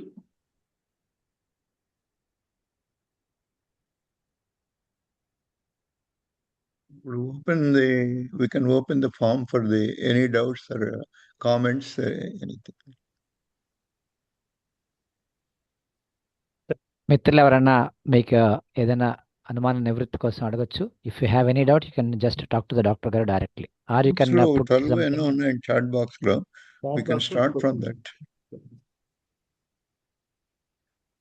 Chat బాక్స్లో questions ఏమీ లేవు sir, అవన్నీ కూడా sir ఒక question sir, how చూస్తాం. Long should the diet be continued as keto? When is the right time to move to balanced diet? This is the question sir. Doubt అండి, వాడు balanced diet అంటే వాడి definition ఏంటో తెలియాలి. ఈ keto diet కూడా ఒక బ్యాలెన్స్డ్ డైటే. దాన్ని ఇది అన్బ్యాలెన్స్డ్ అనుకుంటే చాలా పొరపాటు. ముందు అది రెక్టిఫై చేసుకోవాలి. Keto diet is more balanced than normal అందరూ డైటీషియన్లు న్యూట్రిషనిస్టులు ఫీల్ అవుతున్న బ్యాలెన్స్డ్ డైట్ కన్నా this diet is more balanced. దీంట్లో వచ్చేటువంటి కొన్ని డిసడ్వాంటేజెస్ కాన్స్టెంట్ మానిటరింగ్ చూసుకుని they can continue to do the rest of the life. అలా కాకుండా ఎప్పుడైతే ఇనీషియల్ రెస్ట్రిక్షన్స్ ఉన్నాయో కార్బోహైడ్రేట్స్లో, అది కీప్ ఆన్ చేంజింగ్. అది కాన్స్టెంట్గా ఒకే విధంగా ఉండదు. వాళ్ళకున్న కీటోన్ బాడీస్, వాళ్ళకున్న సింటమ్స్ రిలీఫ్, ఈ హెల్దీ ఫ్యాట్ వాడుతున్నప్పుడు వచ్చేటువంటి డిసడ్వాంటేజ్ ఏమన్నా, మెటబాలిజంలో జరిగే మార్పులు కంటిన్యూస్గా మానిటర్ చేసుకుంటూ రెస్ట్ ఆఫ్ ద లైఫ్ కంఫర్టబుల్గా బ్యాలెన్స్డ్ డైటే తిని బతకచ్చు. Thank you. ఇంకా ఎవరన్నా మీ ప్రశ్నలు ఉంటే చాట్ బాక్స్లో పెట్టచ్చు, లేకపోతే అడగొచ్చండి. విచ్ డైట్ టు టేక్, ప్రశ్న పూర్తవలేదు. అజయ్ గారు, hi sir, so which diet to take అని అడిగారు. లో carbohydrate and healthy fat diet అన్నది ఒక కామన్ సినానిమిక్ నేమ్ అది. కానీ హెల్దీ ఫ్యాట్ ఎంతవరకు ఇవ్వాలి, తర్వాత ఎంత కార్బోహైడ్రేట్స్ తగ్గించాలి అన్నది ఇండివిజువల్ కస్టమైజేషన్ జరుగుతుంది. అది ఏంటి అంటే మీకున్నటువంటి డిసీజ్ ప్రాబ్లము, తర్వాత మీకున్న బయోకెమిస్ట్రీ, ఇవన్నీ కూడా డిసైడ్ చేస్తాయి. అంతేగాని ఏదో ఒక అందరికీ 2 ఇడ్లీను ఒక సాంబారు పెట్టినట్టుగా ఉండదు ఇది. ఏ ప్రాబ్లంకి ఏ విధంగా దీన్ని కస్టమైజ్ చేసి దీంట్లో ఉన్న మాడ్యులేషన్, కొన్ని వెరిఫికేషన్స్, కంటిన్యూస్ మానిటరింగ్ చేసుకుంటూ వాళ్ళకున్న ఈ అనారోగ్య సమస్యలను ఏ విధంగా అడ్రస్ చేస్తోంది, ఎంతవరకు ఉపశమనం వచ్చింది అన్న దాన్ని బట్టి మోడిఫై చేసుకుంటూ ఉంటాం దీన్ని. ఆ విధంగా కొన్ని సార్లు మిగతా జబ్బుల్లాగే హాస్పిటల్కి కొద్దిగా ఏడాదికి ఒకసారో 2 సార్లు రావడం, కొన్ని పరీక్షలు చేసుకోవడం, మనం చేస్తున్న డైట్కి దీనికి ఏ విధంగా ఉపయోగపడుతుంది మన జబ్బుకి అన్నది అవగాహన పెంచుకుని ఆ విధంగా కంటిన్యూ చేసుకోవచ్చండి. ఏదో ఒక నిర్దిష్టమైన సమయం అంటూ లేదు దీనికి.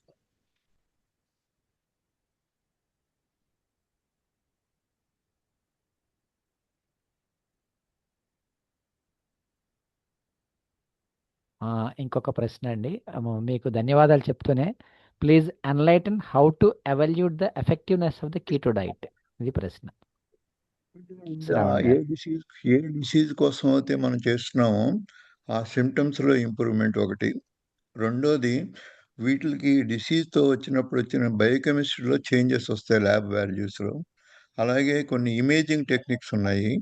వీటిలో ఉన్న సిటీ స్కాను, ఎంఆర్ఐ స్కాన్లు, వాటిలో జరిగేటువంటి మార్పులు, వీటన్నిటినీ కూడా కలిపి ల్యాబొరేటరీ బ్లడ్ టెస్ట్లు, వాళ్ళకున్న సిమ్టమ్స్ హిస్టరీలోను, అలాగే వీటిలో వచ్చేటువంటి ఈ ఎంఆర్ఐ, సిటీ స్కాన్లో జరిగే మార్పులు, ఇవన్నీ ముందు తర్వాత చేసిన తర్వాత డైట్ ఏ విధమైన మార్పులు వచ్చాయి, అవి మనకి అనుకూలంగా ఉన్నాయా లేదా, మనకు జబ్బు తగ్గుతోందా లేదా, మన సిమ్టమ్స్ అన్నీ తగ్గుతున్నాయా లేదా, ఇలాగ అన్నీ మిగతా జబ్బుల్లాగే వీటిని కూడా ఎవాల్యుయేట్ చేస్తాం.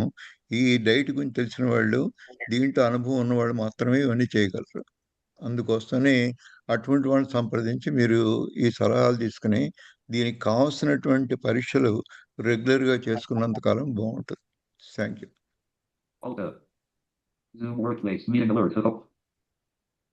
నమస్కారం సార్, నేను జనార్దన్ నాయుడు విజయనగరం నుంచి. నమస్కారం. మీకు కాంప్లిమెంట్స్ ఇచ్చేంత పెద్దవాళ్ళం కాదు సార్ మేము. మీరు చెప్తున్నటువంటి విషయాలు అద్భుతం. ఈరోజు లెక్చర్ అయితే చాలా యూస్ఫుల్గా ఉంది సార్. మెమరీ నుంచి పార్కిన్సన్ వరకు చాలా అంశాలు చెప్పారు సార్. బ్రెయిన్ ఫంక్షన్ పెరగడానికి లేదా డిమెన్షియా తగ్గడానికి ఏమైనా సప్లిమెంట్స్ ఉంటాయా సార్? మా Supplements కీటో కూడా డైట్తో ఉన్నాయండి. పాటు సప్లిమెంట్స్ ఏమైనా ఉంటాయి? నెక్స్ట్ పార్ట్లో చెప్తారని ఆశిస్తున్నాము. ఆసక్తి కొద్దీ ముందే అడిగాను సార్. ఫ్రాయిడ్ నుంచి ఒక ఫార్మకాలజీ ప్రొఫెసర్ డొమినిక్ అగాస్టినో అని ఆయన చాలా రీసెర్చ్ చేస్తున్నారు. వీటిలో కీటోన్ ఐక్యూన్ అని ఒక సప్లిమెంట్ ఉంది. అమెరికాలో విరివిగా ఉంది, మన ఇండియాలో దొరకట్లేదు అది. దాన్ని తీసుకుని మీరు కనుక బ్లడ్ టెస్టులు కానీ కంటిన్యూస్ గ్లూకోజ్ మానిటరింగ్ ఎలా ఉంటుందో అలాగే కంటిన్యూస్ కీటోన్ బాడీ మానిటరింగ్ ఉంటుంది. ఈ మానిటరింగ్ గ్లూకోజు కీటోను ఇండెక్స్ మనం ఎస్టిమేట్ చేసి అది కావాల్సిన ప్రపోర్షన్ ఉన్నప్పుడు జీకే ఇండెక్స్ అంటారు దాన్ని. దాని ప్రకారం మనం కనుక రీఅడ్జస్ట్ చేసుకుంటే మన డైట్ రెజిము, మన ఎక్సర్సైజ్ రెజిము ఇవి కంటిన్యూస్గా ఉపయోగపడుతూ ఉంటాయి. అందుకోసమని వాటి గురించి, ఆ డ్రగ్స్ గురించి, తర్వాత మనం చేస్తున్నటువంటి ఫిజికల్ ఎక్సర్సైజ్ ఎంత చేస్తే మీ బ్రెయిన్ అంత ఇంప్రూవ్ అవుతుంది. ఒక ఏజ్ వచ్చిన తర్వాత చాలామంది దాన్ని నిరుత్సాహంగా వదిలేస్తారు ఎక్సర్సైజ్ని. అలా కాకుండా exercise should be A part of your life. Particularly resistant training ఎంత చేస్తే మజిల్స్ నుంచి బీడీఎన్ఎఫ్ అన్నది న్యాచురల్గా ప్రొడ్యూస్ అవుతుంది, బ్రెయిన్ డిరైవ్డ్ న్యూరోట్రోఫిక్ ఫ్యాక్టర్. అది ఎంత ఎక్కువ ఉంటే మీ బ్రెయిన్కి రెసిలియన్స్ అంత పెరుగుతుంది. అంచేత అలాగే కొన్ని సప్లిమెంట్స్ కూడా ఈ బీడీఎన్ఎఫ్ని పెంచేటువంటి కీటోన్ సప్లిమెంట్స్ ఇప్పుడు అవైలబుల్గా ఉన్నాయి మార్కెట్లో. వాటిని కూడా వాడుకోవచ్చు. Thank you. Thank you sir. Chat బాక్స్లో 2 ప్రశ్నలు ఉన్నాయి సార్. ముందు శ్రావణ్ గారు ఇందాక మనల్ని ఒక ప్రశ్న అడిగారు, how to enlighten effectiveness of the ketone. వారే ఇంకొక ప్రశ్న continuation, do blood sugar variations also lead to neurological issues? Definitely అండి. బ్లడ్ షుగర్ వేరియేషన్స్ అందరికీ ఫ్రాంక్ డయాబెటీస్ ఉండక్కర్లేదు, కానీ మామూలుగా ఉండవలసింది 80 to 100 milligrams. చాలామంది మనం పొరపడుతుంది ఏంటంటే 100, 110 ఉన్నప్పుడు మన షుగర్ బాగానే ఉందని మన చుట్టూ ఉన్న ఫిజిషియన్స్, డాక్టర్స్ మనం నమ్మించి దాన్ని అలాగే ఇదేమీ అవసరం లేదు, దీనికి ఏం చేయక్కర్లేదు అని చెప్తూ ఉంటారు. కానీ పర్టికులర్లీ ఇటువంటి మిగతా న్యూరలాజికల్ డిసీజ్ అవి వచ్చినప్పుడు ఆ 110 అన్నది నార్మల్ కాదు.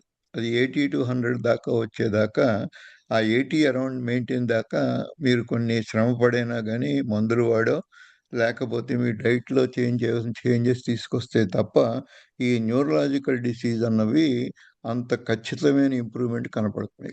అందుకోసం దీనికి డెఫినెట్గా ఒక ఎడ్యుకేటెడ్ డాక్టర్స్ టీము హెల్ప్ చేయాలి. మీ అంతటి మీరు చేసుకునేది కాదు, దీనికి పరీక్షలు చేసుకోవాలి, వీటన్నిటితో కలిపి మానిటరింగ్ ఉండాలి. అలాగే మీకు చేసుకోవాల్సిన డైట్లో కూడా అడ్జస్ట్మెంట్ చేస్తూ ఉండాలి ఈ రిజల్ట్స్ని బట్టి. ఇవన్నీ చేసినట్లయితే మీకు మంచి ఫలితాలు వస్తాయి. Thank you. నీరజ గారు ఇంకొక డౌట్, మా ఈరోజు టాపిక్ సంబంధించి కాదు, but does the keto diet help to reduce the sinusitis అని ఇచ్చారండి. చాలా ఇన్ఫ్లమేషన్ డెఫినెట్గా తగ్గిస్తుందండి, ఇన్ఫెక్షన్స్ కూడాను.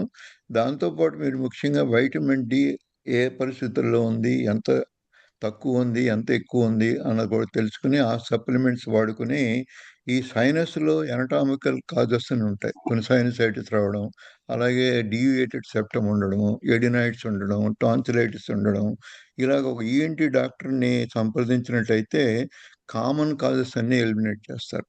అలా కాకుండా ఏదో అలర్జీ గాను, ఎవరో మాట్లాడడానికి సాహసిస్తున్నారు మధ్యలో. రైట్. ఈ విధంగా మీరు గనక ఒక ఈఎన్టీ స్పెషలిస్ట్ని చూసి అలాగే డైట్ సంబంధించింది కూడా వాడితే మీ సైనసైటిస్ని, క్రానిక్గా ఉన్న సైనసైటిస్ని ఎనటామికల్ ప్రాబ్లమ్స్ లేకుండా డీవియేటెడ్ సెప్టమ్ కానీ, అలాగే సైనస్ ఆల్రెడీ ఇన్ఫెక్షన్ వచ్చి చాలా ఆ లేయర్స్ అన్నీ కూడా లోపల థిక్న్ అయిపోయి ఆ డ్రైనేజ్ కాకుండా దాంట్లో ఉన్నటువంటి అక్యుములేట్ అయ్యే పస్తది డ్రైన్ కాకుండా ఉన్నప్పుడు అంత ఈజీగా సాల్వ్ చేయలేము. బట్ డెఫినెట్లీ ఈఎన్టీ వాళ్ళు దీంట్లో ఉన్న మీ సైనసెస్ అన్నీ కూడా క్లీన్ చేసి అవన్నీ కూడా చేసిన తర్వాత తగ్గకపోతే దాంతోపాటు ఈ డైట్ కూడా చేసినట్టయితే మీకు ఈ ప్రాబ్లం సాల్వ్ అవుతుంది. Thank you. కాశీ విశ్వనాథ్ గారు మీరు మాట్లాడదలుచుకున్నట్టున్నారు. చాట్ బాక్స్లో కూడా వన్ డౌట్ అని పెట్టారు. మీరు అన్మ్యూట్ చేసుకొని మాట్లాడొచ్చు ఇప్పుడు. ఐ థింక్ కాశీ విశ్వనాథన్ గారు, you can speak to the doctor. Sir నమస్తే డాక్టర్ గారు. చెప్పండి. నాకు ఒకరోజు యాక్టివ్గా ఉంటాను, బాగా హుషారుగా ఉంటాను, అన్నీ చేయగలుగుతున్నాను. ఇంకొక రోజు చాలా డల్గా ఉంటాను, ఏం చేయలేకపోతాను, లేకపోవటానికి కానీ వాటికి కూడా పెద్ద బద్ధకంగా ఉంటది. దానికి కారణం ఏమంటారు సార్? అంటారండి ఇవన్నీ. మీరు కార్బోహైడ్రేట్ ఎంత ఎక్కువ తీసుకుంటే ఈ మూడ్ స్వింగ్స్ అన్నీ వస్తూ ఉంటాయి. ఈ మూడ్ స్వింగ్స్ తగ్గాలి అంటే కొన్ని పరీక్షలు చేసుకోవాలి. మీకున్న ఇన్సులిన్ రెసిస్టెన్స్ ఎంత ఉంది, దాన్ని ఏ విధంగా తగ్గించుకోవాలి, ఇన్సులిన్ సెన్సిటివిటీగా ఎలా మారాలి అన్నది తెలుసుకుని దీనికి సంబంధించిన డైట్ ఎక్సర్సైజ్ చేసినట్టయితే మీ మూడ్స్ అన్నీ కూడా కరెక్ట్ అయ్యే అవకాశం ఎంతైనా ఉంది. మీ వయసు ఎంత నాకు తెలియదు, అంటే కొంతవరకు నా వయసు 69 అండి. 69 అయినా కానీ అది ఓన్లీ యంగర్ ఏజ్. ఇంకా మా లెక్క ప్రకారం యావరేజ్ 85-90 దాకా కూడా ఈ ప్రాబ్లమ్స్ అన్ని సాల్వ్ చేసుకోవచ్చు. అంటే పర్మనెంట్ డ్యామేజ్ జరగనంత వరకు బ్రెయిన్లో it should be all right. ఇది కంటిన్యూషన్ గా వస్తుంది సార్. ఒకరోజు బాగా యాక్టివ్గా ఉంటాను, ఒకరోజు డల్ గా ఉంటాను, ఆల్టర్నేషన్ గా డేగా వచ్చేస్తాను. మీరు తీసుకున్న కార్బోహైడ్రేట్స్ కంట్రోల్ చేస్తాయండి దీన్ని, మీ బ్లడ్ షుగర్స్ కంట్రోల్ చేస్తాయి, మూడ్ స్వింగ్స్ అన్ని ఈ ఎక్కువ తక్కువ ఉండేటువంటి షుగర్ లెవెల్స్ ఇన్ఫ్లుయెన్స్ చేస్తాయి. అందరికీ డయాబెటీస్ అనేవి ఉండక్కర్లేదు, డయాబెటీస్ లేని వాళ్ళకు కూడా ఈ మూడ్ స్వింగ్స్ అనేవి ఉంటాయి. దీనికి ముఖ్య కారణం మీకు జరుగుతున్నటువంటి ఫ్లక్చుయేషన్స్. దీని రోలర్ కోస్టర్ ఎఫెక్ట్ అంటారు. అంటే ఒకసారి పైకి వెళ్ళి మళ్ళీ కిందకు వస్తున్న రోలర్ కోస్టర్ ఎప్పుడైనా చూస్తే మీకు తెలుస్తుంది. సడన్గా మన మూడ్స్ అన్నీ కూడా మారిపోతాయి. ఒక రకమైన ఆందోళన, భయంకరం సడన్ చేంజ్లో అది ఎలా జరుగుతాయో అక్కడ మార్పులు రోలర్ కోస్టర్ మీద. అటువంటి మార్పులే మీ ఫ్లక్చుయేషన్స్ ఇన్ షుగర్లో పెరగడం, తగ్గడం, మీ జరుగుతున్న ఇన్సులిన్ మార్పులు, ఇవన్నీ ఈ కాంబినేషన్ వల్ల ఈ మూడ్ స్వింగ్స్ అన్నీ జరుగుతూ ఉంటాయి. అలాగే మీ గట్ బ్యాక్టీరియా కూడా ఎంత ఎఫెక్టివ్గా మీకు హెల్ప్ఫుల్గా ఉంది అన్నది కూడా మీ మూడ్ స్వింగ్స్ని డిసైడ్ చేస్తుంది. దానికి కూడా మీరు తీసుకున్న ఫ్రక్టోజు, ఈ గ్లూకోజు మీ గట్ బ్యాక్టీరియాని సిగ్నిఫికెంట్గా మారుస్తాయి. సో అందుకోసం ఓవరాల్గా ఇవన్నీ టెస్టులు చేసుకుని మీరు డైట్ రిజిమ్ చేసుకుని ఎక్సర్సైజ్ కనుక పెంచుకుని మీ లైఫ్ స్టైల్లో చేయవలసిన మార్పులు చేసినట్టయితే మీ కెమిస్ట్రీని బట్టి ఇది రోజు అప్పుడప్పుడు వచ్చే ఈ మూడ్ స్వింగ్స్ని కూడా కంట్రోల్ చేసుకునే అవకాశం ఎంతైనా ఉంటుంది. ఒక మాట చెప్పాలి. మీరు ఒకసారి మీకున్న సిమ్టమ్ కార్బోహైడ్రేట్ డైట్ తోటి దీంతో కూడా అయిపోయేదని నేను అనుకోను. ఒకసారి సత్యనారాయణ గారికి మీ ఫోన్ నెంబర్ పంపించండి. ఆయనతో చూసిన తర్వాత నేను సత్యనారాయణ గారికి కలిసి we just want to talk to you online. After that we will advise you how to go about it. We need to know you, how you spend your whole day, what do you do, what is your biological rhythm, how do you sleep, how well you sleep, all those things. And I think just talk to you online, pass on the message to Dr. Satyanarayana. Thank you. Thank you sir. Kashi Viswanathan గారు, మీకు ఒక మంచి అవకాశం sir. Doctor గారితో మాట్లాడండి. Somaraj sir కూడా మీకు support చేసి ఫైండ్ అవుట్ చేస్తానన్నారు. Thank you so much sir ఇద్దరికి. సరే సరే సరే.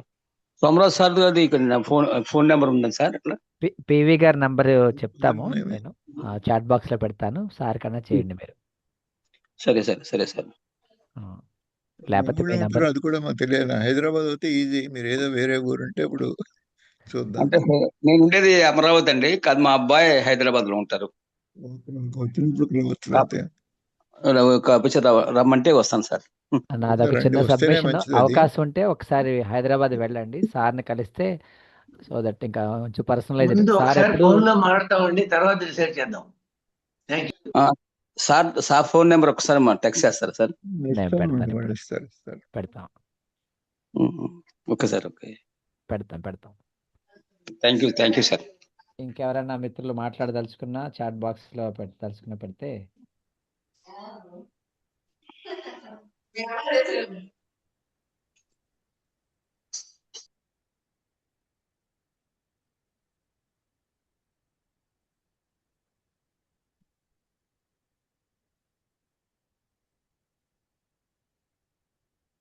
ఈరోజు మానసిక సమస్యలు, శాస్త్రీయ ఆహారం కోవచ్చు మనం న్యూరలాజికల్ డిసీజెస్, వాటికి మనము ఎల్సిహెచ్ఎఫ్ డైట్కి ఉన్నటువంటి లింకేజ్, ఇది చాలా మాకు కూడా సార్ అద్భుతమైన విషయం వాయిస్ సార్. స్పీకర్ కింద ఉంది కొంచెం. ఓకే. న్యూరలాజికల్ డిసీజెస్, దానికి ఎల్సిహెచ్ఎఫ్ డైట్ యొక్క అనుసంధానం, ఏ విధంగా దీనివల్ల ఉపయోగం ఉంటుంది అనే దాని మీద ఈరోజు మనం క్లాస్ చెప్పుకున్నాం. ఇవి గారు దాదాపుగా 1 గంట 10 నిమిషాలు అనర్గళంగా ఈ టాపిక్ మీద శాస్త్రీయమైనటువంటి విశ్లేషణ, అవగాహన కల్పించారు సార్. ఇంకెవరైనా మిత్రులు తమని డౌట్స్ అని ఉంటే మనం తెలియజేస్తే వాటిని కూడా సార్కి తెలియజేస్తాము. ఎవరైనా మాట్లాడొచ్చు.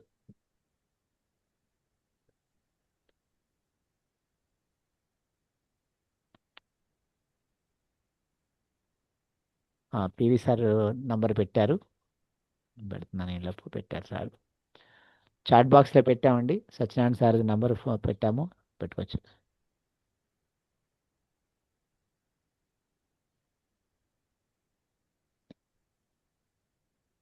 ఇంకా ఏమి ప్రశ్నలు కనుక క్లోజ్ లేకపోతే చేద్దామండి మనం ఇంకా సమప్ క్లోజ్ చేద్దాం. క్లోజ్ ఇక 1.5 hours అయింది మనం. ఎస్ సార్, 1:30 అయింది. 2 మాటలు సార్. ఎప్పుడు కూడా ఒకటి, శాస్త్రీయ ఆహారము మేమైతే చెప్తూ ఉంటాము స్కూల్స్లో కానీ లేకపోతే పిల్లలు కానీ, ఔషధము ఆహారాన్ని ఔషధంగా తీసుకుంటే బెటర్గా ఉంటుంది, లేకపోతే ఔషధాన్ని ఆహారంగా తీసుకోవాల్సి వస్తుంది భవిష్యత్తులో అనేసి మేము చెప్తూ ఉంటాం జనరల్గా ఫ్రెండ్ సర్కిల్లో కానీ ఎవరికన్నా. అవి మామూలుగా చూసినప్పుడైతే వాళ్ళు మేమంతా చాలా కంట్రోల్గా తింటున్నాము, తక్కువ ఆహారం తింటున్నాము. కొంతమంది అయితే మేము ఫ్రూట్సే తింటామండి, ఏం తినము, ఒక పూట అన్నం తింటాము, లేకపోతే మేము చపాతీలు తింటాము. ఇట్లాగా శాస్త్రీయంగా అవగాహన చాలా తక్కువ ఉంది సొసైటీలో. విజయవాడ లాంటి సిటీలో చూస్తే, హైదరాబాద్ కదా, విజయవాడ చూస్తే ప్రతి వారం ఒక రెస్టారెంట్, కొత్త రెస్టారెంట్ ఓపెన్ అవుతుంది. సో ఇట్లా చూసుకుంటే స్ట్రీట్ ఫుడ్ కానీ ఇవన్నీ చాలా పెరిగిపోయిన దశలో మరి ఆహారం ద్వారా మన ఆరోగ్యాన్ని మెరుగుపరచుకోవచ్చని డాక్టర్ పివి సత్యనారాయణ గారు వారి యొక్క అపారమైన అనుభవాన్ని మనందరికీ పంచుతున్నందుకు ముందుగా పెద్దలు వారికి ధన్యవాదాలు తెలియజేస్తున్నాం. అట్లాగే డాక్టర్ సోమరాజు గారు లాంటి వారు మరి మనతో ఉంటూ మనకి వీలైనటువంటి సమాచారాన్ని అట్లాగే సందేహ నివృత్తం చేయడానికి ఉన్నందుకు ముందుగా వారికి ధన్యవాదాలు తెలియజేస్తున్నాం. ఇంకేమి లేవని అనుకుంటున్నాం, చాట్ బాక్స్లో కూడా ఏం లేవు. అనుమతిస్తే మనం ఈ సెషన్ని ముగించుకుందాం. ఇందాక చెప్పింది ఆహారాన్ని ఔషధం, ఔషధాన్ని ఆహారం, అది కనీసం 2000 సంవత్సరాల నుంచి అందరు శాస్త్రవేత్తలు దీన్ని గుర్తించారు. ఈ రోజు కూడా సరైన ఆహారం ఏది అన్నది ఇంకా పూర్తిగా తెలియకపోవడం, ఈ జరుగుతున్న మార్పుల వల్ల అన్ని మారుతూ వస్తున్నాయి. అందుకో ఇంతకుముందు ఎప్పుడూ లేనంత వైవిధ్యం మనం తీసుకునే ఆహారంలో ఇప్పుడు ఉన్నాయి. అందుకోసం ఇంతకుముందు కన్నా కూడా కొద్ది క్లిష్టమైన పరిస్థితిలో ఉన్నాం ఇప్పుడు. అందుకోసం మనం అందరం అవేర్నెస్ పెంచుకుంటే తప్ప మన శరీరానికి ఏది ఆరోగ్యం అని తెలియదు. అందరికీ చెప్పే ఒకళ్ళకి మంచి ఆహారంగా అనిపించినా అదే ఇప్పుడు డయాబెటిక్ కాని వాళ్ళకి పిండి పదార్థాలు అంత ప్రాబ్లం కాదు, షుగర్ స్వీట్ అంత ప్రాబ్లం కాదు. కానీ డయాబెటీస్ వచ్చిన తర్వాత అదే స్వీట్లు ఎక్కువ హాని చేస్తాయి. సో అందుకోసమని ఒకే ఆహారం అందరికీ ఇస్తామని కూడా మనం చెప్పలేము. ఎవరి ఆరోగ్య పరిస్థితులను బట్టి, వాళ్ళకు ఉన్నటువంటి స్థితిగతులను బట్టి ఏది మంచి ఆహారం, ఏది మంచిది కాదు అన్నది ఒక టీమ్‌గా ఏర్పడి డాక్టర్లు, ఈ పేషెంట్లు, వాళ్ళకున్న అనారోగ్య సమస్యలు, వాటిని వ్యక్తిగతంగా ఏ విధంగా మిగతా పరిస్థితులు ఎలా ఆలోచించేస్తామో, మనకున్నటువంటి అవకాశాలను బట్టి, అలాగే వ్యక్తిగతంగా వాళ్ళు కస్టమైజ్ చేసుకుని, అలా గనక ఆచరించినట్టయితే త్వరితగతిన వాళ్ళకి కావాల్సిన ఆశించిన ఫలితాలు వస్తాయి. ఏదో ఒక బ్లాంకెట్ ట్రీట్మెంట్‌గా అందరికీ ఒకే సైజు టీ షర్ట్ ఇచ్చి అందరిని అదే వేసుకోమని చెప్పడం అంత భావ్యం కాదు మనకి. Thank you very much. Thank you. అవును సార్, థ్యాంక్ యూ సార్. ఇదే టాపిక్ మీద రెండో పార్టు ఈ నెల 18వ తారీఖున, అంటే జనవరి 18వ తారీఖున న్యూరలాజికల్ డిసీజెస్, ఎల్సిఎస్ఎఫ్ పాత్ర మీద క్లాస్ ఉంటుంది. చిన్న రిక్వెస్ట్ ఏంటంటే, మిత్రులు ఎక్కువ మందికి ఈ సమాచారాన్ని తెలియజేసి మీకు వాట్సాప్ గ్రూపులో కానీ దగ్గరగా ఉన్న మిత్రులకు తెలియజేస్తే అద్భుతమైన సమాచారం. ఇంకో మరికొంతమంది ఎక్కువ మందికి వెళ్తే డాక్టర్ గారు చేస్తున్న కృషికి నిజమైన న్యాయం చేసినటువంటిది. కాబట్టి మిత్రులు మీ ఫ్రెండ్స్ని కూడా ఎక్కువ మందికి ఈ విషయాన్ని సమాచారాన్ని పంపించాల్సిందిగా కోరుతున్నాం. ఇంతటితో ఈ సెషన్ ముగిసింది. Thank you all. Second part అంతా సైకాట్రిక్ డిజార్డర్స్, సైకలాజికల్ డిజార్డర్స్ ఉంటాయి. అది తెలుసుకుంటే దానికి సంబంధించినవన్నీ కూడా మనం ఎక్కువ డిస్కస్ క్లోజ్ చేయొచ్చు. చేద్దాం. Thank you. Thank you, sir. Thank you.